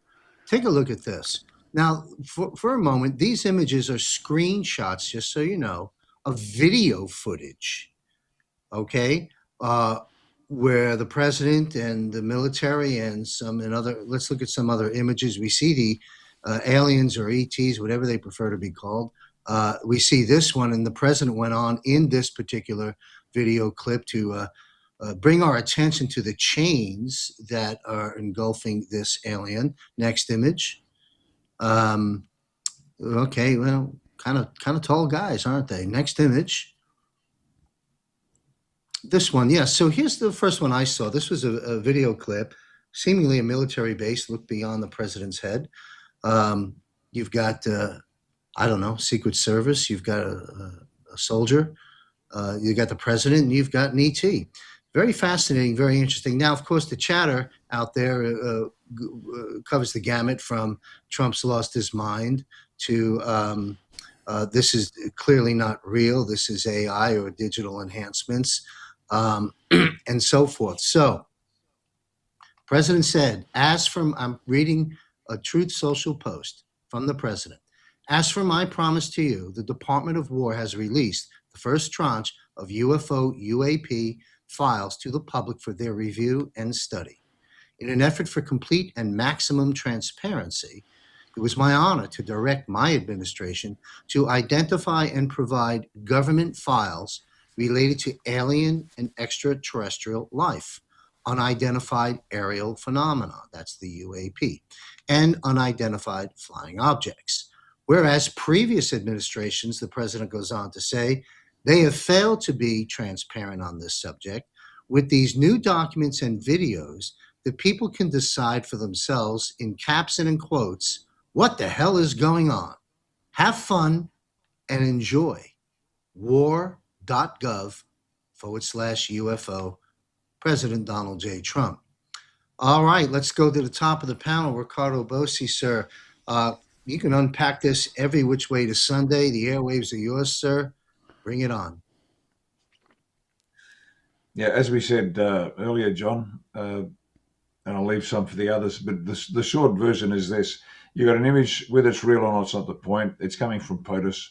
And I wish people would start to wake up and realize he's not being a fool. He's not an imbecile. He's not under control of anybody. This is a comm. And the comm to me, with the manacled one, for example, is we're aware of the ET issues. We've got it under control. Now, did they actually put manacles on this dude? No. But it's the story that, and to repeat myself from a previous show, Wernher von Braun's secretary famously said that she was told by Wernher von Braun, the last thing they're going to roll out is the fake alien invasion. And so what Trump's saying is, we got it under control. The ET story, watch this space. You ain't seen nothing yet. It's going to be a lot of fun. And it's just that the shock of the new, get it out of the way with a bit of a smile, and then the truth is digested more easily by the people. Thank you, sir.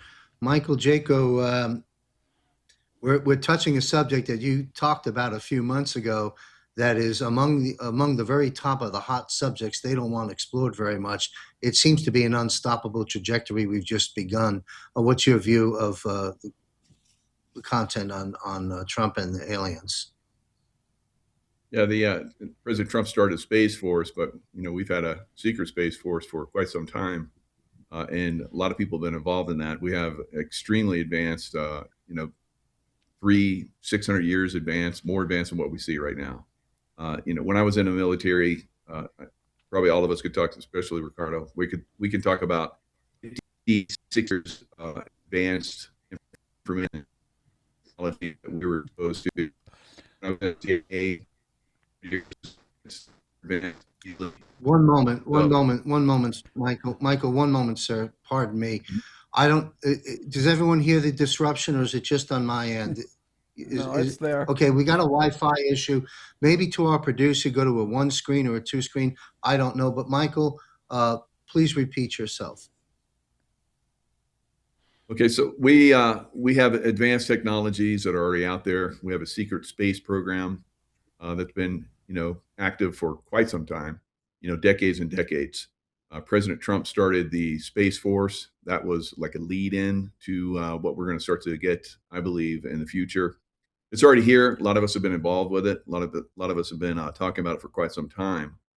It's not a leak anymore. It's like pretty much known that we have these technologies that are 600 years more advanced than what we have right now. When I was in the SEAL teams, 50, 60 years more advanced. I'm seeing the technologies that I was working with that have been revealed at this point to the regular civilian community. When I was in the CIA, there's still some technologies because they're probably about 100 years more advanced in their technologies that still have to be revealed. I think these are going to start to be revealed a lot sooner than has been normal. And that's, there's a lot of companies out there that are controlling a lot of this technology. They were given lots of money to develop these technologies or take the alien technologies that we have, from crash sites and so forth, and advance them to different levels. Very, very compartmentalized. Once you take away the compartmentalization, then those scientists and so forth start to talk to each other. You're going to see a rapid advancement beyond belief. So we're right on the cusp of this, and President Trump, incredibly, is revealing like that. The different things that we're going to try and do to stop us out or being Operation Blue Beam. That's not going to happen. There's no way it can happen. So he's doing the reveals, slow drip, moving into garden hose, soon to be a fire hose. And you have to give people a little bit of chance to digest some of this, take it in, but it's going to continue to come. I mean, all of us at this point, I think all of humanity that's still around can handle information at a very, very fast pace now because it's been revealed on an unbelievable level. So I'm looking forward to it. There's a lot of stuff that Brad and I have been revealing in our show. So, and I'm just doing the tip of the iceberg of what I can reveal at this point. Yeah, it's fascinating. 100, 300, 600 years advanced technologies that you and others perhaps have been aware of, and you're starting to see that drip out right now. So would it be a fair statement to say that I keep invoking Tesla because we know about his work that's coming through now, but off-world activity, one would assume, I assume there's like on human beings, there's some of us are good people and some of us are bad people. That might be going on in off-world as well. My question is, would it be a fair statement to say with these advanced technologies that you've been aware of, that anti-gravity, zero-point energy, all kinds of things will be coming our way as a result of off-world information coming through the president to us? Is that a fair statement? Absolutely. And that's basic technology, really. Okay. Well, great. We've had other guests on. I don't want to misquote somebody. I'm not sure if it was retired Lieutenant Colonel Chuck Sellers or retired Lieutenant Colonel Tom Lennox, but one of our guests previously, I think it was Tom Lennox, spoke about portals that the president and perhaps some of his family have gone through to the other side, the galactic universe of sorts, gaining, whatever they're doing there. So I've got one smoking gun question I'm going to ask of the panel on this subject as a follow-up. But before I get there, let's take the initial question to the panel now. Brad Wozny, what's your take on the UFO alien matters, particularly looking at the images I had up with the president? There's a multi-pronged approach at everything that President Trump does. And what's really key here, it's already been said, from Michael's standpoint, and he's the only super soldier I'm aware of who's on the panel, who's been in the secret space program as a super soldier, right? So he has an incredible aspect of experience to bring forth here to that and give it veracity. But what you have here too is when Trump is out with the Golden Dome, which he just brought back again today into the national conversation, the Golden Dome. When he came out with the Golden Dome, what is that all about? Well, he hasn't said, nor has the Department of War stated the reason for a Golden Dome beyond protection. And, Gene Decode and I had a show, it was already scheduled to go right after that. And Gene had said, that is a sentient celestial being that was divined by the prime creator millions of years ago for the time as this for humanity's consciousness as a protectorate of what's to come around the globe, synchronized with our harmony of our DNA, mankind, as well to uplift everybody. Okay, we're going into a conversation here of which our sound of unlimited love, which I say is our soul and the creator's download gave us to me to share with everybody. Again, everybody has to start from the standpoint that we are a spirit having a physical existence. Well, where does this all come back into the UFO disclosure and everything?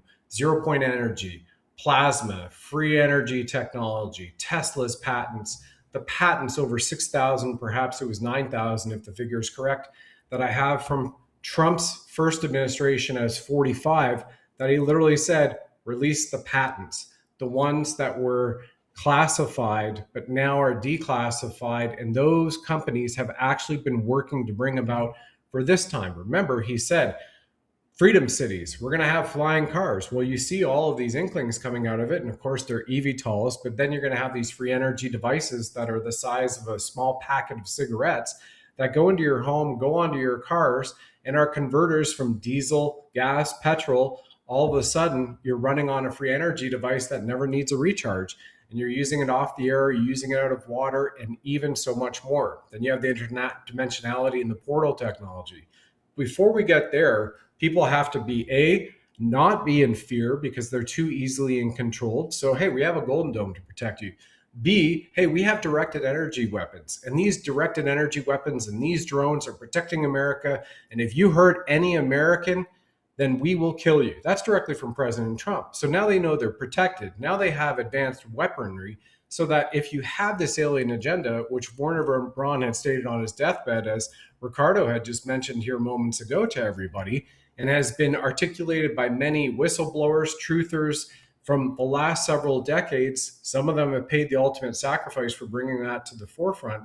Well, you've just front run the Project Bluebeam alien invasion, the deep state. Maybe they're hiding in their bunkers in the subtropics all across the world, and they've sealed off and they can't get out, but they've got this little bit of technology still up in the sky and in the ether.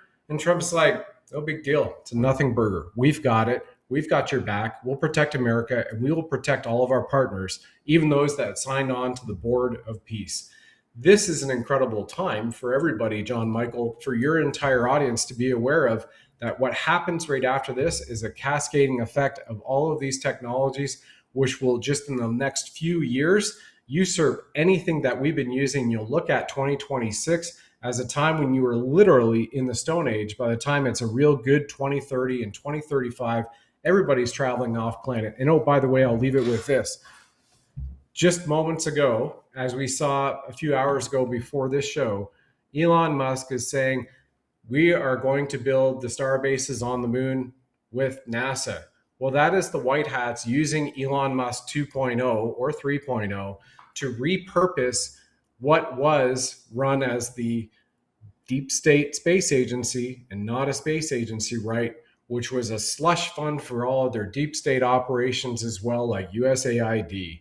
And now, guess what? It's all under White Hat control, and everybody is excited to go to the moon, go to Mars, and go to other places, and join Juan Savin up on his space station when we're all set to go, because I think that's where we need to party next. I'm still waiting for my pardon from President Trump to get back there for America 250. Well, we push all the power in the universe to getting that done, to bring you back to the States. Thank you. Incredible information, Brad. And it brings a whole new meaning to what President Trump banged very loudly on the drums. And that is the best is yet to come. Man, you can see that as you listen to this episode. A little uncertain time, I understand, for all of us. A lot of concerns about, and justifiably so, about a lot of issues. But you can see hope, and a lot more than hope, in this episode thus far. The best is yet to come. So, Dr. Merritt, would you care to weigh in on this interesting topic? Very interesting. Well, yeah, thank you.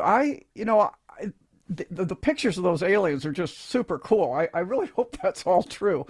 And I'm really excited about the technology. And by the way, the reason we don't have 0-point energy now, again, is because they threw a false scientist. Who knew you could have false mathematicians? But if you know the history, they threw a false scientist in around the turn of the 1900s, Heaviside. He was a mathematician. And that's how we ended up with Einstein and not 0-point energy. I'll just make that point. One of the things I do in my book is look at fake scientists.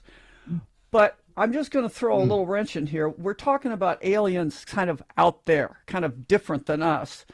What if, and I honestly don't think that we get out of this without absolute proof of this, because I think it's true, that we have a problem within our own bloodlines of alien life. You know, they just came out, even the mainstream medicine has come out and said some creepy things like, oh yeah, O blood type is the oldest one on Earth. Really? Okay, then where did A and AB come from? How can you make that statement, right? And you have, notice all these shows that say, even Westworld, although they're talking about robots, they live, we see these, the story is repeated in movies and TV shows that there are people that look like us, talk like us, and walk like us, but they aren't us. And I'm just going to make the point that I don't think human beings would set out to poison the whole world, one way or another. I don't think we would do that. So I think that we also have to be cognizant of the fact that we may be dealing with ancient bloodlines that are not human. They're hybridized into us now. I actually think I probably have some of that because some of this, I think, when you trace the haplotypes and things, it seems to come down through the female lineage, and it has to be pure female lineage, and the royalty of Europe has some of this. So it's all over. But there's something very internally alien that's happening on this planet, not just these guys that don't look like us. I mean, I think that's true. And quite frankly, too, I think that our history is so completely jacked up. You know, I could just go down. I live in what traditionally was the second poorest county in Iowa. We have 99 counties. We were second from the bottom. And yet we have a county courthouse. You know, we only have 14,000 people in the county. We have a county courthouse that was theoretically built in 1910 in 1 year. My grandfather was a dirt poor Iowa farmer, blacksmith. This building has ancient symbolism. It has Italian marble columns. I've got pictures of this. It's a Tartarian structure with a beautiful dome and big, tall doors for big, tall people that weren't us back then. So there's so much that's going on that we just don't understand. So I'm not looking just to look outside for the aliens. I think we're going to find out that they're among us too. They walk among us. Fascinating narrative, and I believe your analysis and views very much so. Fascinating stuff. Look, I've got two more questions I want to take through the panel. We're approaching the second hour in about 15, 20 minutes. I'll set up the next question by stating the following first. I've got to throw some stuff at the marker board to get us all in the zone, and that'll lead to the question. All right, Jerome Powell out. Kevin Warsh in. What did President Trump tell us when he published the announcement 2 months ago about Kevin Warsh? He says, you're going to love this guy. He's going to get great things done, so forth and so on, because he's central casting. Yes, the president published that. Now, as one does the research on Kevin Warsh, as those that did the research on J.D. Vance, when you do the research on Kevin Warsh, you find out perhaps that he's got a few blemishes, like the original J.D. Vance had a few blemishes with ambrosia, for example. The research on Warsh, and again, President said central casting, so that's another theme throughout this broadcast. But you know, there's information out there of his affiliations with things that. Well, for example, his father is Jewish and his father-in-law is a billionaire, Richard Lauder, who is the president of the World Jewish Congress. The associations with Epstein in some fashion or another. Now, I haven't done the direct research, but I've come across these sort of narratives that others have researched. But the reason I raised it, and people should go down the rabbit holes on their own, is because the president focused on central casting. And I'm happy to talk about J.D. Vance if this panel wants to talk about that as well. But but my question at the top of the panel with retired Lieutenant Colonel Riccardo Bosi, I'm going to continue. So we're talking about Powell out, Kevin Warsh in. A few more things at the marker board. Federal Reserve and IRS clearly are being dismantled and moved into the Treasury, unconstitutional and illegal. Treasury Department published on March 26th a press release stating that President Trump will be the first sitting president with his signature on new currency. Plenty of dates have been floated by the administration from various individuals that we may be seeing the issuing of this new gold-backed dollar as early as June or July. That's narratives out there. Again, that press release was from the Treasury Department themselves, stating a new currency on the horizon. Because we know Federal Reserve note, that dollar we have, Federal Reserve note, Federal Reserve for-profit cartel, illegal and unconstitutional money scam, money is debt, and note is a debt too. So the money says Federal Reserve note, a debt to a private bank. We're getting away from that. More things on the marker board, and we'll turn it over to the panel. Well, actually, let's turn it over here. I'll take a pause. to the top of the panel, what do you make of the move with Wash coming in with the comments I've provided and Powell going out? We're talking about a global financial reset, beginning perhaps as soon as July with the issuing of a new currency into the system. What's your take on that? We can be brief on this economic portion and close out with Comey, Obama, and elections. Did we lose the panel? To my producer? Oh, okay. Riccardo, if you would comment on this, and if you need clarification from me, I'm happy to provide it. No, that's fine. Let's go very quickly. Okay, the fact that Wash is in is he's been declared as central casting. Now, what the reason why this is still important is that we have these, to us, obviously flawed individuals, which is the nicest way to say it. The remnants of the secret societies, the remnants of the cabal, need to believe that they still have some level of control, and we're seeing this with Wash's appointment, for example. As you can't get deeper state than this guy, married to, as you say, Estee Lauder family. But on top of that, even in Australia with elections that are coming up, we know the elections are crooked. We know they don't represent the will of the people, but people are being elected that we know are Masonic filth. They give it away. They send the signals, but that's to placate the lower remnants of the Masonic filth to think they still have some control. So that's the reason why it's happening, just to settle those people down so they think, hey, we're still in the game. They're not. We know they're not, but that's about it. The fact about Trump's picture and signature on the note, and it's not going to be the Federal Reserve note anymore, is a big comp saying the secretaries of Treasury, who always never worked for the president, and they have to remember that, once again, these were feudal states arguing with each other, and Secretary of Treasury was a key job because they had the authority, the delegated authority to do with the money. And this is a message from DJT to the United States and the world. We now control it. The feudal states that used to control the different departments are all gone. We're controlling it. We're under control. We're achieving now what Abraham Lincoln tried, what JF Kennedy tried. We finally achieved it, and here's my face and signature to prove. Anyway, I'll leave it there and leave something for the rest of you. Thank you, Lieutenant Colonel Bosi. You know, a quick comment. You can't make this stuff up, and I know the panel knows this, and probably a lot of our viewers. Kevin Wash is now the 17th Federal Reserve Chairman. Yes. Unbelievable. And one could argue, but it's not much of an argument there. He's basically going to be the last one as the Federal Reserve doors are about to get shut down. So we take that. That's a great subject, folks. It's a good broadcast because while, again, there are uncertainties and uncomfortableness for many of us, we can see that every subject I've raised has far more than hope in it. I mean, it's really an incredible and great time. Michael, how would you like to weigh in on washout, in, Powell out? What's happening? Yeah, this is a great time because the city of London is finally going to lose its control. The Revolutionary War was just a facade. We didn't really win it.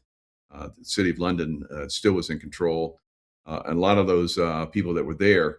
Yeah, we've seen a little here and there where it looks like we're going to break free from them, but they, gain control again. They take out our presidents like Lincoln and Kennedy. They're trying to turn it around. So this is the first time since the Revolutionary War that we're going to definitely get rid of the city of London.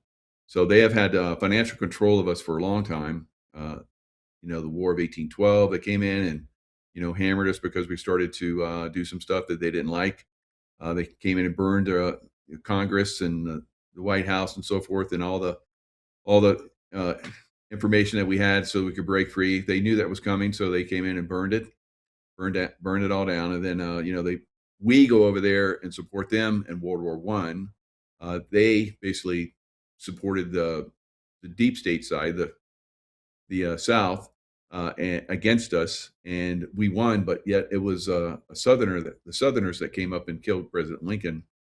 So we're going to continue to see this, taking down of the deep state. World War II, we basically went over and, bailed them out of, World War II. NATO, we supply NATO with all the funding. So they've used our military for a very long time. We've been their military arm, and that's getting ready to stop. It has already stopped, really. President Trump is, doing what he's doing, taking down the deep state all over the world, with the help of, our friends in all those other countries. Like our Aussie friends are, working with us, Kiwis and South Africans, all around the world. There's our counterparts have been, over the last 4 to 5 years, have been scheming and planning to take down this deep state, and they're getting taken down.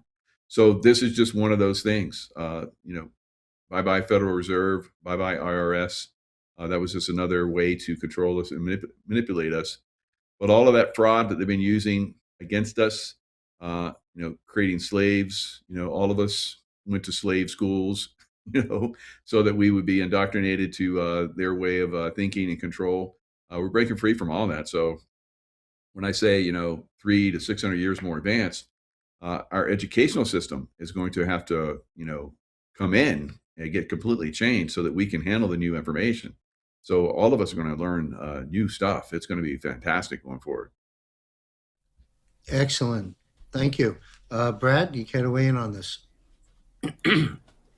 Certainly. Thank you, John. And I'll preface this with I have a compassionate family commitment that I'm a little bit behind for, so I'll have to jump here right after this. And it's been an honor, and thank you for your team. And what a pleasure to be on for the first time with Dr. Lee Merritt, the medical rebel. Absolutely incredible. A Joan of Arc in the medical community, as far as I'm concerned, Dr. Lee.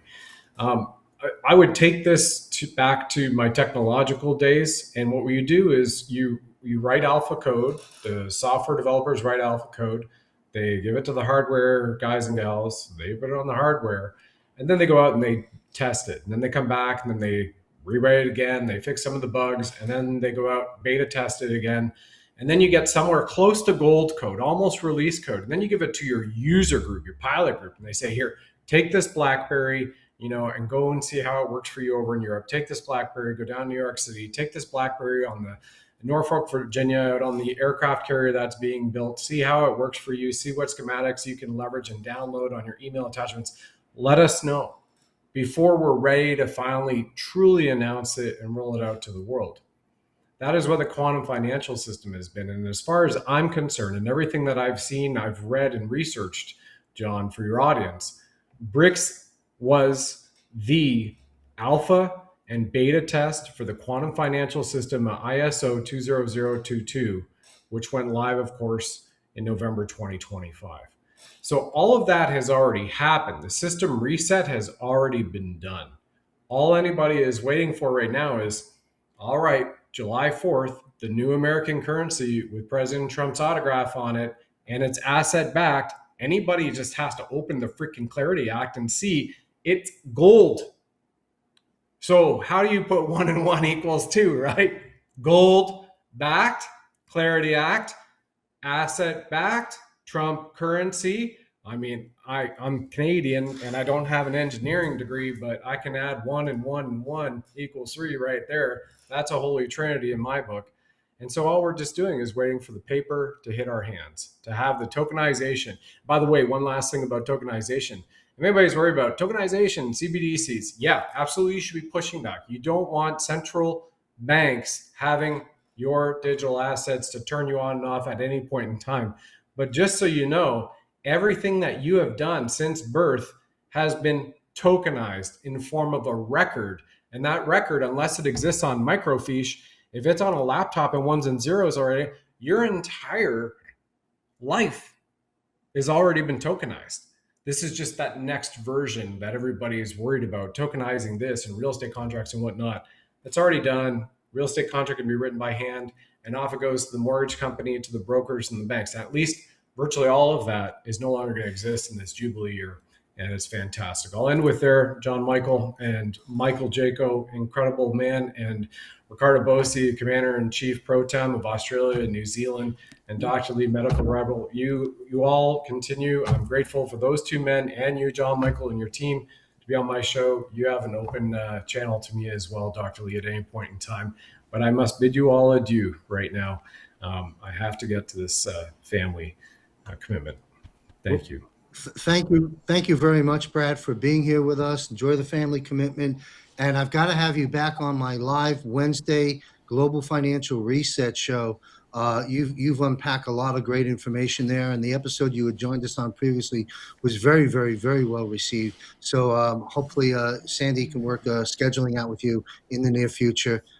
God bless you, sir. Thank you for joining us. Appreciate it very much. Say hi to Juan for me as well. He missed our show Sunday, so have a little fun with him when you're hanging in Thailand. And God bless you all, everybody. God bless you all. Thank you. Thanks. Bye. Thank you very much. All right, so I've got two more questions to wrap up our panel, and we appreciate Brad having visited with us. And again, we miss Derek Johnson, and condolences to Derek's family, and look forward to speaking with Derek next month. Comey, the clan, the clan underneath Comey, the Brennans, the Clappers, the Strucks, the Pages, all those folks. All roads lead to Obama. President's told us that. He's told us multiple times in multiple settings, as well as the release from the DNI, that Obama and these individuals have committed treason, trying to overthrow an election and disrupt the presidency, and so forth and so on, all based on a stack of lies. And now Comey seems to be in a hot seat, paying the price. At least that's the optics playing out in the mainstream media. I have a feeling there's probably, they're talking about 20 years he may be facing. There's probably more to that story on the military tribunal side of what may really be going on with Comey. I don't know. I'm not sure this panel knows. But what are the highlights of what you think may play out prior to and just after July 4th? This can go anywhere. What, in a bullet point form, what type of events, occurrences, whether it's on the arrest, the tribunals, or anything, EBS release, what do you believe we may see? I realize it's speculation time, but your views and opinions are important to us. Riccardo Bosi, Lieutenant Colonel Bosi, what do you think might happen that's noteworthy between today and July 4th or shortly thereafter?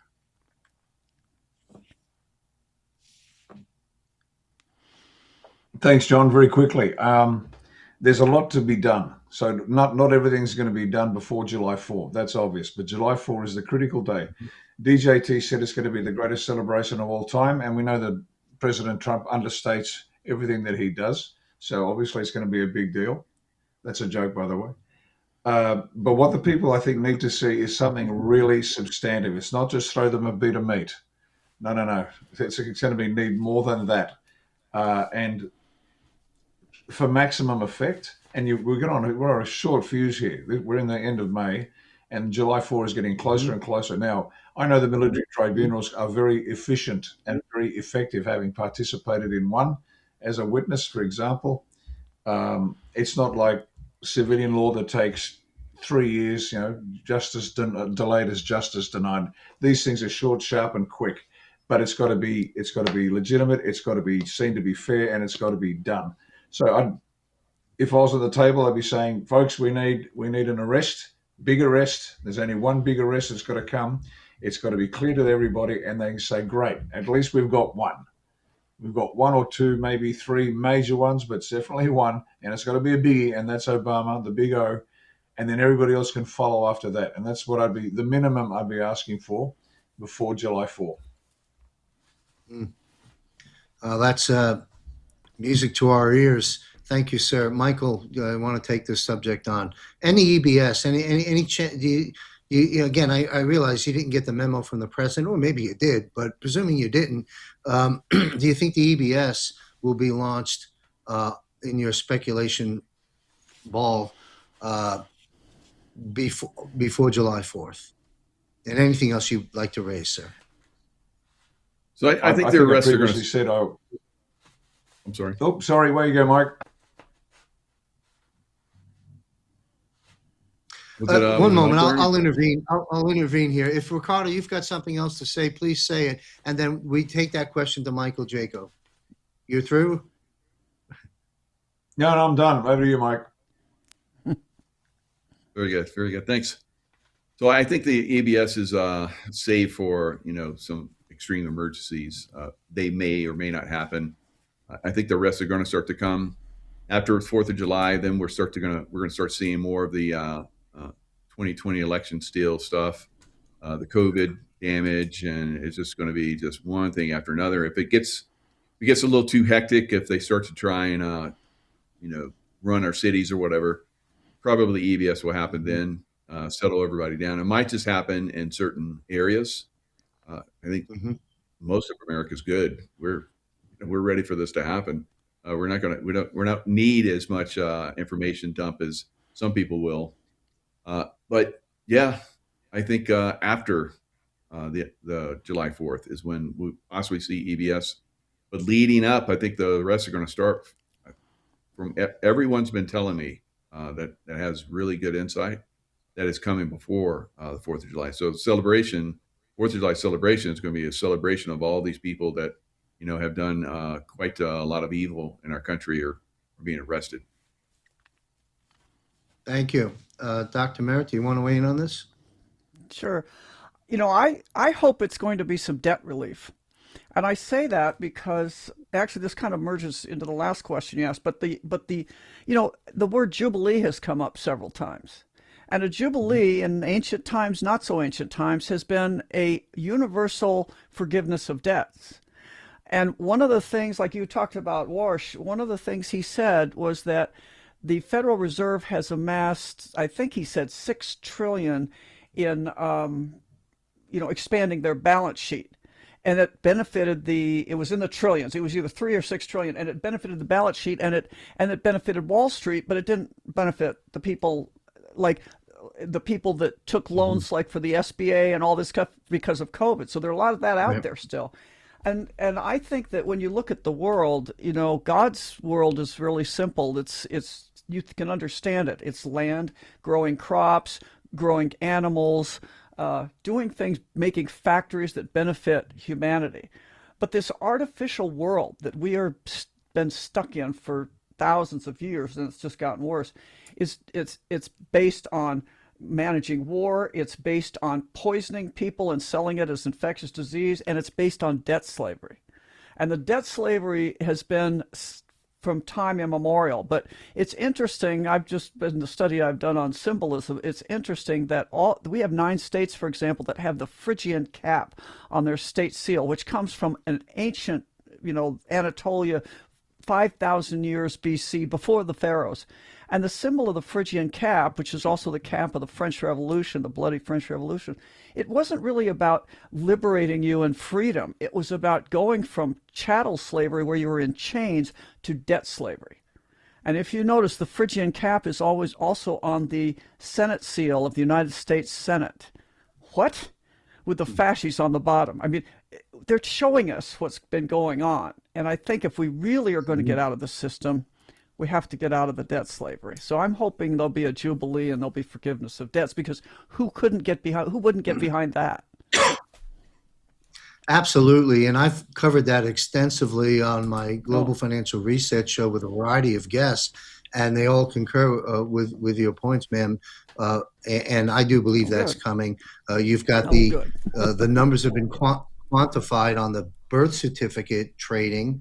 There's that chunk of, we're talking about repatriation of wealth, and of course debt forgiveness, because it was based on fraud and so forth and so on. You take that, and of course all the taxation, which was illegal and unconstitutional, the majority of it. All of these things and more, and statements from Elon Musk. I've covered this a lot. You're absolutely right, and I'm hopeful also that we get some of this at least to drip out beginning July 4th, or at least a substantial statement with some dates supporting action. So great stuff. My last question to the panel, we'll go back to Colonel Bosi. Election. Right now, here it is, the end of May. We have one more episode in June on the global defense war, and then, of course, we'll have one in July. These 6 weeks are very, very important. The next critical, important date, broadly speaking, in my humble opinion, is, of course, November, when we vote at the midterms. So let's talk about, and as Riccardo mentioned, there's going to be a lot of activity going on between now and November once we get past the July 4th issues of good things. and everything starts to unpack and unload and move forward rather rapidly, in my opinion, between now and the midterms. But the elections were stolen. We all knew that. I got up on the Clay Clark General Flynn stage every month for a couple of years and spoke about that. And of course, now it's official. And so those that called everyone a conspiracy theorist, I call it Kiss a Conspiracy Theorist Month. That's what this time is. So, but we have the election theft. Wano Savin singing his jingle. It ain't over yet, 2020, right? Well, it isn't over yet. We don't have a free nation moving forward unless two things happen, in my opinion. Number one, the truth of what happened in the election. It's been going on for decades, but we'll talk about 2020. The truth of what happened in the theft of the election has to be thoroughly understood and revealed, and justice has to be served. And then corrective measures have to take place, or we should never vote again, in my opinion. That's my opinion section. Now, having said that, we go to the top of the panel, elections. Do you have any concerns, Lieutenant Colonel Bosi, about the up and coming midterm elections, given what the president has shared with us? We know about the SAVE Act, dead on arrival, perhaps at his desk. I don't know. But what's your take on this very important subject of elections? And do you think we'll be voting in the midterms? And if so, will it be free and fair? And if so, how? Yeah, great question. We face the same problem here in Australia. We can't move ahead until the electoral roll has been sanitized, the electoral system has been cleaned up, the rules and the people applying it. So that's a $64 question. And my answer is this: is the time propitious between July 4 and November 2nd to take action on revealing all the depth of the filth in the electoral system? Absolutely, yes. That's the time to do it. Do they also have time then to rehabilitate the system, the electoral roll, and all that's involved in time for the elections on midterm? I think not.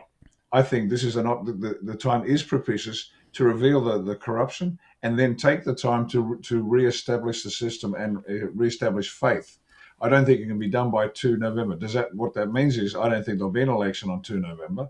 I think, although we know we're already in a state of martial law, it'll become more obvious, because what gets done in the next few years is critical. Now, can this martial law situation continue behind the scenes like it is currently doing both in the US and Australia? We're under US martial law now. We know it.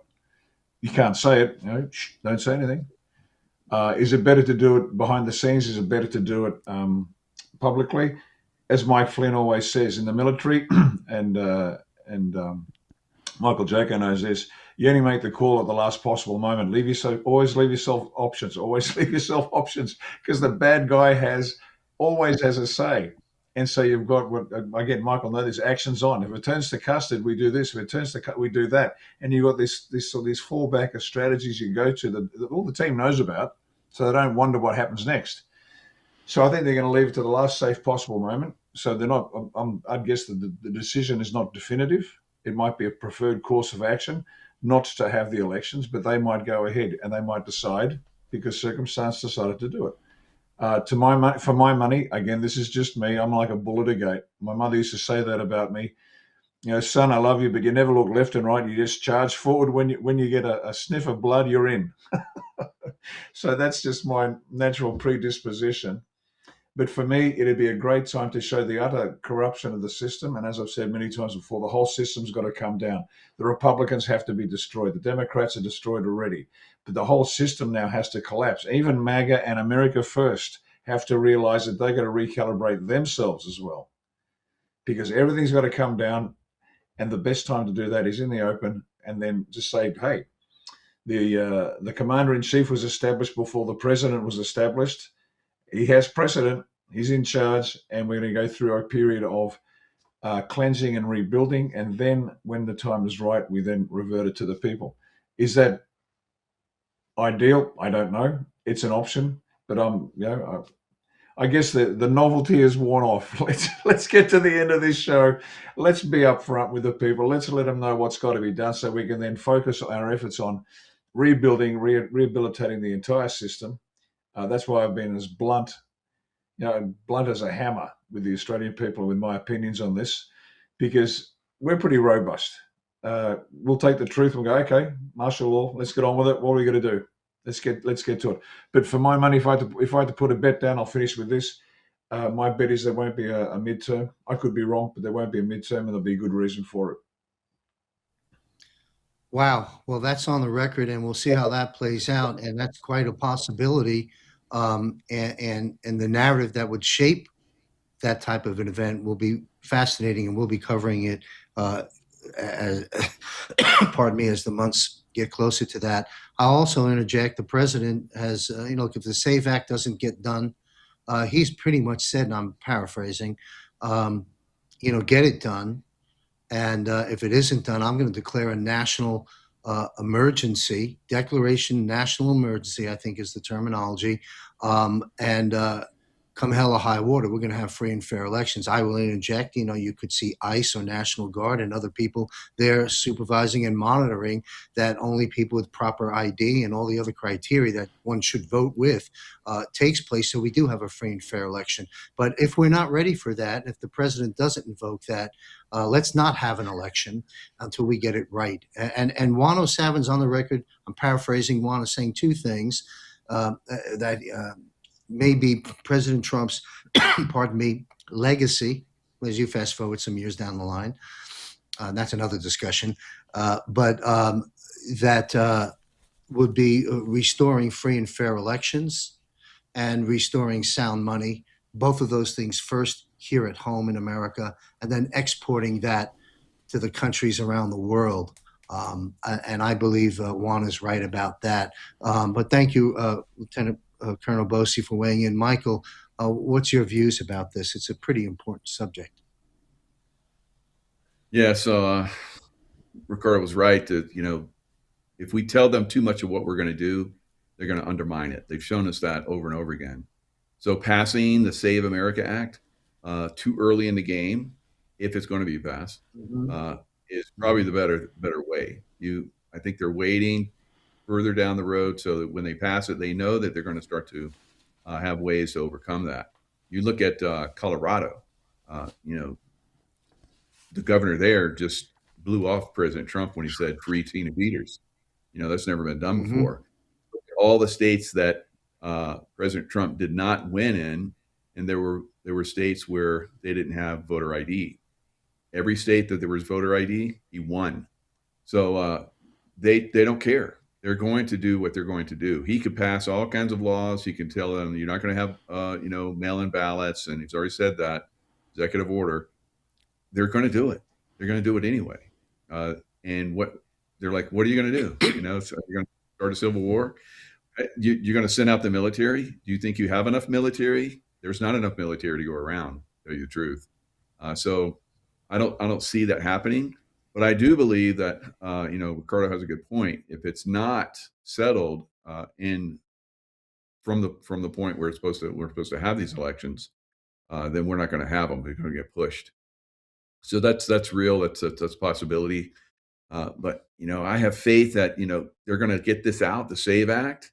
If not, then some kind of executive order. And if that doesn't work, then we're not going to have those elections. It's pure and simple. And I think that there's a good possibility that if we do have those elections, we'll have a massive red tsunami. We've been talking about that. A lot of people have been talking about that for I think since President Trump, first came down the escalator, everybody's like, we're going to have a red wave and we're going to have a red wave. And I'm like, no, we're not, because we don't have, free and fair elections. They're compromised. And even when he got into office, he started talking about that right from the beginning, but the press, kept it down, kept a lot of pressure on that. But I was constantly revealing that if we don't get hold of these elections, we're not going to see the right people get in office. And that, of course, that's what we've seen all the way up to now. We've seen onesies and twosies here. We've seen just recently, President Trump is pushing back on the rhinos.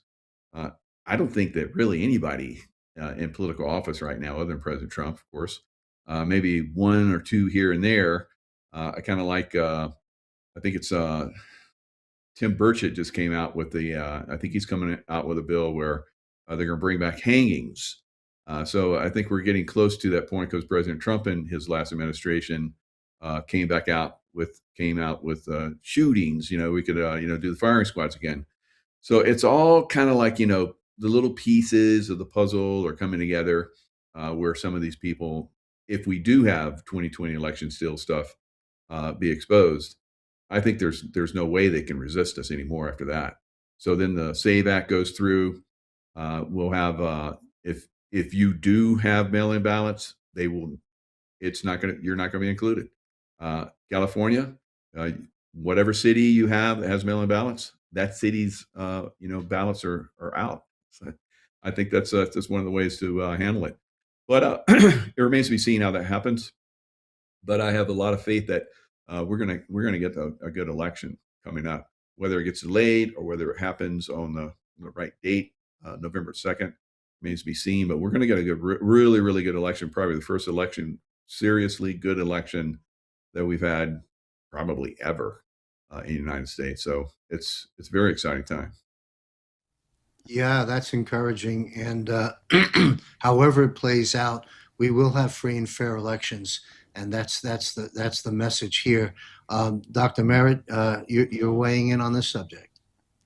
Well, at the risk of never being invited back because this is too weird, but I'm just going to throw this out there.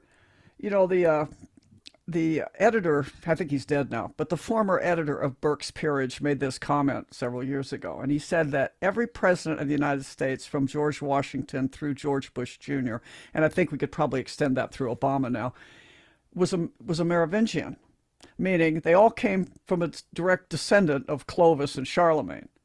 So if that being true, that's not me saying it. This is the guy that writes the peerage book that tells where everybody in the peerage of the nobility in Europe comes from. And that being the case, even if it's not just about the voting machines, and it's not just about whether we have write-in ballots. It's that it's a top-down system, not a bottom-up system. We like to think in America we have this great grassroots thing because, I'm from Iowa. We joke that when there's the presidential caucus out here, you can't walk out your front door without tripping over a presidential candidate, but they're all selected for us.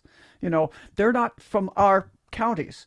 So one of the other possibilities I would like to see, I don't know if it then has any chance, but there's behind the scenes. I just was at the opening of Birthright, this new movie, and behind the scenes there is a republic that's being repopulated. We did it in my county. We set up a jural committee. We elected people, and we are the de jure government. The corporate government still sits, but there's a skeleton organization. And one of the other possibilities would be to say, we can't have election because we don't want any more top-down people handed to us. We're going to really do it from the bottom up. You all go back to your counties, and you take back your county for the republic. And let's have a real republic, not a selection. We'll have an election. That's a possibility. Maybe it's just dreaming, but I think that might be true. Or we won't go back. We'll have something completely different. The world is going to be so different that this will be null and void. So I don't know. I like that last notion. I really feel that the two-party system, at least in our country, is not going to be around. Certainly the Democrat Party. The entire we will be a constitutional republic, but how we get there, maintain that, those protocols, I believe, may be wiped off. And it would be wonderful. I'm curious to see how that may play out. We'll all find out, but you raised some great points, and you're certainly invited back on. Thank you. And, what you summarized there in your county discussion speaks right to General Flynn. Local action, national impact, all good. This concludes our broadcast, but I'm incorporated something last Global Defense War panel, and I'm going to do it this panel as well. I'm going to call them closing drive-by questions. While each, 60 seconds each, and we're done. While these three subjects could certainly warrant much more time, we're out of time. But the audience waits 30 days for this panel to hear from you in this setting. So let's touch on this. Quick answers, quick viewpoints, maybe 60 seconds. DC shooter, retired Colonel Riccardo Bosi, DC shooter. What's your comment on that recent events with the high-powered weapon going off? Distraction. That's it. Okay, thank you. Mike?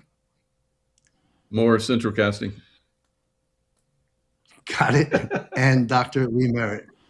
Yeah, I would have at one time maybe said MK Ultra or mind control, but I think it's more central casting too. All right, well, they have it. Next drive-by question. Quick update on Iran. We know a lot of that is showmanship at this point, I would suggest. Not that it's not real, but anyway, Riccardo Bosi, sir, update on Iran, current status, has it end? It doesn't really matter. Iran and most of the overt military activities are a cover for what's really going on. Really quickly, what's going on behind the scenes? We're talking about Iran. Great. Who cares? Nobody. Mm-hmm. What's really going on? DJT's traveling the globe, getting bilateral agreement on rare earth minerals with every country on the planet. So he's weaving together this coalition which is designed to prevent war. This provides, every country will be relying on its natural resources to provide wealth for its people. He said it with their money. If you've got diamonds, you have diamond-backed dollars. If you've got tin, make tin-backed, makes no difference. But this is this is what Mike Flynn talks about, the Sun Tzu art of war. It's winning without fighting. What Trump is doing, he is winning the next war by not fighting it. So all the overt military activity has to be done because that's the visuals for the people, no problem. But underneath it, DJT is winning the next war by not fighting it, by establishing these economic ties with the US directly, bilaterally. Rare earth metals, get rich, make sure those natural resources benefit the people. MTUSL, which is PNG pigeon for that's it. So what's going on in, I know you wanted to hear about Iran. Iran's just the cover story, like everything else is a cover story. And Trump is applying Sun Tzu in ways that even Sun Tzu didn't imagine. Because Sun Tzu was fighting, he came out of that period, terrible 300 years of war in China. The spring autumn period, which then led into the warring states period. They couldn't afford to go killing people in massed armies because it was a 300-year war. So that's what DJT is doing. So it's not what you wanted, but that's what you're getting. You know, we are grateful for the brilliant mind and brilliant analysis from retired Lieutenant Colonel Riccardo Bosi. Thank you very much, sir. Michael Jaco, please weigh in on Iran, if you will. So 30 years in the SEAL Team 6, in the CIA, all the stuff that I was fighting, losing friends and seeing people being killed, quite often right in front of me. That's from Iran. So that government will go away. How it goes away remains to be seen. I said it would be boots on the ground, but I haven't seen them yet because Donald Trump is very crafty. I've been proven wrong quite a few times. The first time, his first administration, I thought we were going to bomb the hell out of Iran when they took down one of our drones. And I was like, it's coming, and it didn't.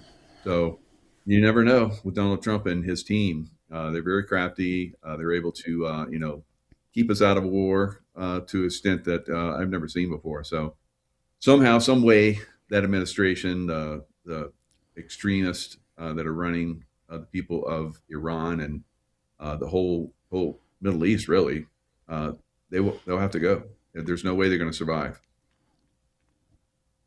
Thank you. And we've covered many aspects of Iran in previous episodes, folks. If you want to go visit those as well, in terms of the benefits we've gotten from that with exposing London and the oil redirection and so forth. But thank you, Michael. Excuse me, folks. Dr. Lee, would you take this on, please? Your views. Yeah. So you've apparently, the one thing I didn't know about this whole deal, and I just have to say this because Michael Jaco's here. When the Shah fell, I was actually in third class Navy diving school at Groton, Connecticut. So, yeah, I know that's low level for you guys, but anyway, quite the deal. But anyway, we were training submariners. We were training Iranian submariners, and what I didn't realize at the time, and I didn't realize until recently, just listening to the people talk about this, is how much that the Crown Corporation could leverage the whole world, at least those that didn't have their own oil, by the Straits of Hormuz through Lloyd's of London. That completely just went. I'd never heard that, and again, I've been there since the beginning of this whole thing falling apart, and I think that's really interesting. So I'm really hopeful. I think that the strength through economics is the way the world always should have been, and we're going to see a whole new structure based on that, not on this one. I always wondered why this little island, of people, not that I'm against the British, but why this little island of people had kept having so much power over the whole world. And now we kind of know. Yes, and it's often been said this little island, and Riccardo has certainly commented on this, they produce nothing, no value to society, just complete tyrannical control for centuries, including control of the U.S., which has now been taken back. Thank you, President Trump, the military, and the White Hats for that. Final drive-by question, Cuba. Ultimate outcome for Cuba, Riccardo Bosi. They're No going to do a sound. Venezuela on Cuba? No, they're going to do a Venezuela on Cuba, same thing. They're not into regime change. They're into the appearance of the change of leadership. Again, destroying the nation doesn't help anybody. It helped the CIA, it helped the deep state. DJT is not interested in that. The people will be guided, I guess is the nicest way to say it, to straighten up their country and get on with the job. Because look, once they fix the health and the wealth of the people, you watch all the misery and it'll just disappear, and humans will be allowed to become what we were created to be, which is not some cancer on the planet, just a wonderful species that has the great capacity for joy and happiness and wisdom and generosity. Thank you, sir. Our Cuban friends, certainly in Cuba and Miami and all around the world, must be.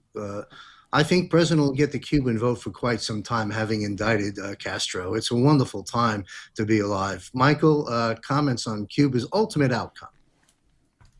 Yeah, again, another Venezuela. I agree.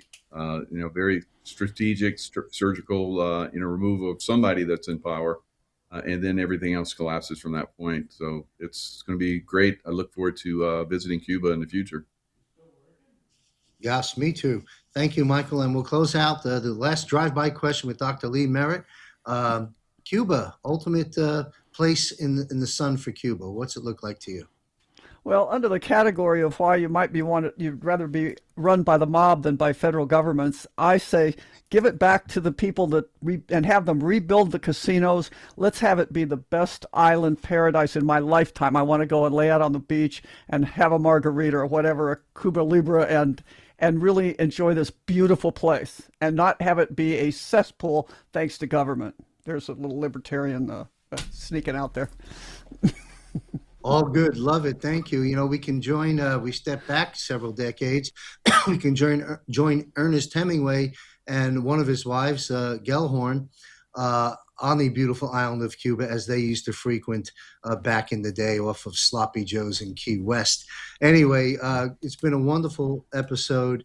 A lot of disruptive, uncomfortable truths and new things being presented to we the people of America and the world through the times we're living in, through our great Commander-in-Chief and President Donald J. Trump, the military and the White Hats. But one of the messages through every subject we've visited here, and while the questions are scripted, the answers in the dialogue is not. And the common theme that's been in this show is things are okay, folks, and we've got this, and the victory is ours. So those of faith remain prayerful, plan and prepare. A few bumps ahead, but we got this, folks, and I want to salute this panel and Brad Wozny, who had joined us. Thank you very, very much for your expertise in your time. And we'll be back next month on the Global Defense War panel. Thank you all very much, and I'll be right back after this message. His commentary and analysis is among the best, bar none. His words serve as a masterclass. He deconstructs the deceptions of the PSYOP war. He is the author of The Greatness Awaits You, the national leader of Australia One Party Incorporated, a monthly panel participant in JMC's global defense war, in a league of his own, an international treasure, a follower of Jesus Christ. He is Riccardo Bosi. Riccardo Bosi is a published author and speaker, international business consultant, former Australian Army Special Forces Lieutenant Colonel, having served 24 years in the Australian Army, including postings to the Special Air Service Regiment, the 1st Commando Regiment, Headquarters Special Operations, and the U.S. Combined Joint Task Force Headquarters in Kuwait. Don't miss JMC Broadcasting's Bosi Briefs, where John sits down with Riccardo, helping to connect the dots, making sense of the madness, keeping us all grounded and united as the battle between good and evil play out before our very eyes. Join John and Riccardo every other Monday at 6 p.m. Eastern Standard Time, right here at jmcbroadcasting.com. Quick announcement, Global Financial Reset live every Wednesday at 8:30 p.m. Eastern across the platforms. This week coming, we have Tom Lennox, retired Lieutenant Colonel Tom Lennox returning, and Larry Ballard. You do not want to miss that. And please visit jmcbroadcasting.com. Click on contributors on the upper left-hand corner. You will see the panel guests and the other contributors to my network, their photograph, their biography, and a link to follow their work. I want to thank the panel once again. Couple of other announcements. Off-world with JMC. Actually, okay, we'll do this one. All new Patriot Q&A Power Hour. Join me and Juan O'Savin live in a private Zoom room on the screen, Juan, for 1 hour to answer your questions. Mark your calendars, May 28th, 8 p.m. Eastern, coming up very soon. So come join us. Visit jmcbroadcasting.com. Click on Premium Portal. Learn about the option and see if it's a fit for you. If so, we look forward to seeing you there. We also have Off-World, if we have that image, Off-World with JMC. I'm launching a monthly panel, Off-World with JMC. There it is, each and every month, beginning in June. A lot of new faces to JMC Broadcasting will be featured there, and some familiar faces. We will be covering and following the president's releases of information of once top secret security files off planet with JMC monthly beginning in June. Also, taking on healthcare, as I mentioned earlier, Christy Lee, The Truth About Healthcare, weekly broadcast and monthly panels following June thereafter. So that's what's happening here. I'll just wrap this up. I want to thank our esteemed guests for their time and expertise in today's panel, addressing issues that concern each and every one of us. I do my best to bring some of the top of the mind issues that are on your mind to these panels to get clarity for us all. I hope we've done a good job for you. That's pretty much a wrap. Join us. I'll be meeting with Juan O'Savin in Thailand in the next 10 days. I very much look forward to the sit down with Juan, and what we'll glean from that I will be sharing with you. We may even hop on a Zoom special broadcast if time allows for Juan. That's basically it. Be sure to watch my daily, 7 days a week, I publish JMC's War Report, 3 to 5 minutes, short and sweet, inspirational and informative. Be sure to watch them every day, Monday through, every day, 7 days a week. Anyway, let me wrap up here and get myself some breakfast here in beautiful Thailand. Thanks for following and sharing our work. We're growing. Our voice is becoming bigger and bigger thanks to you. Where we go one, we go all. Be safe, stay alert, and may God be with you.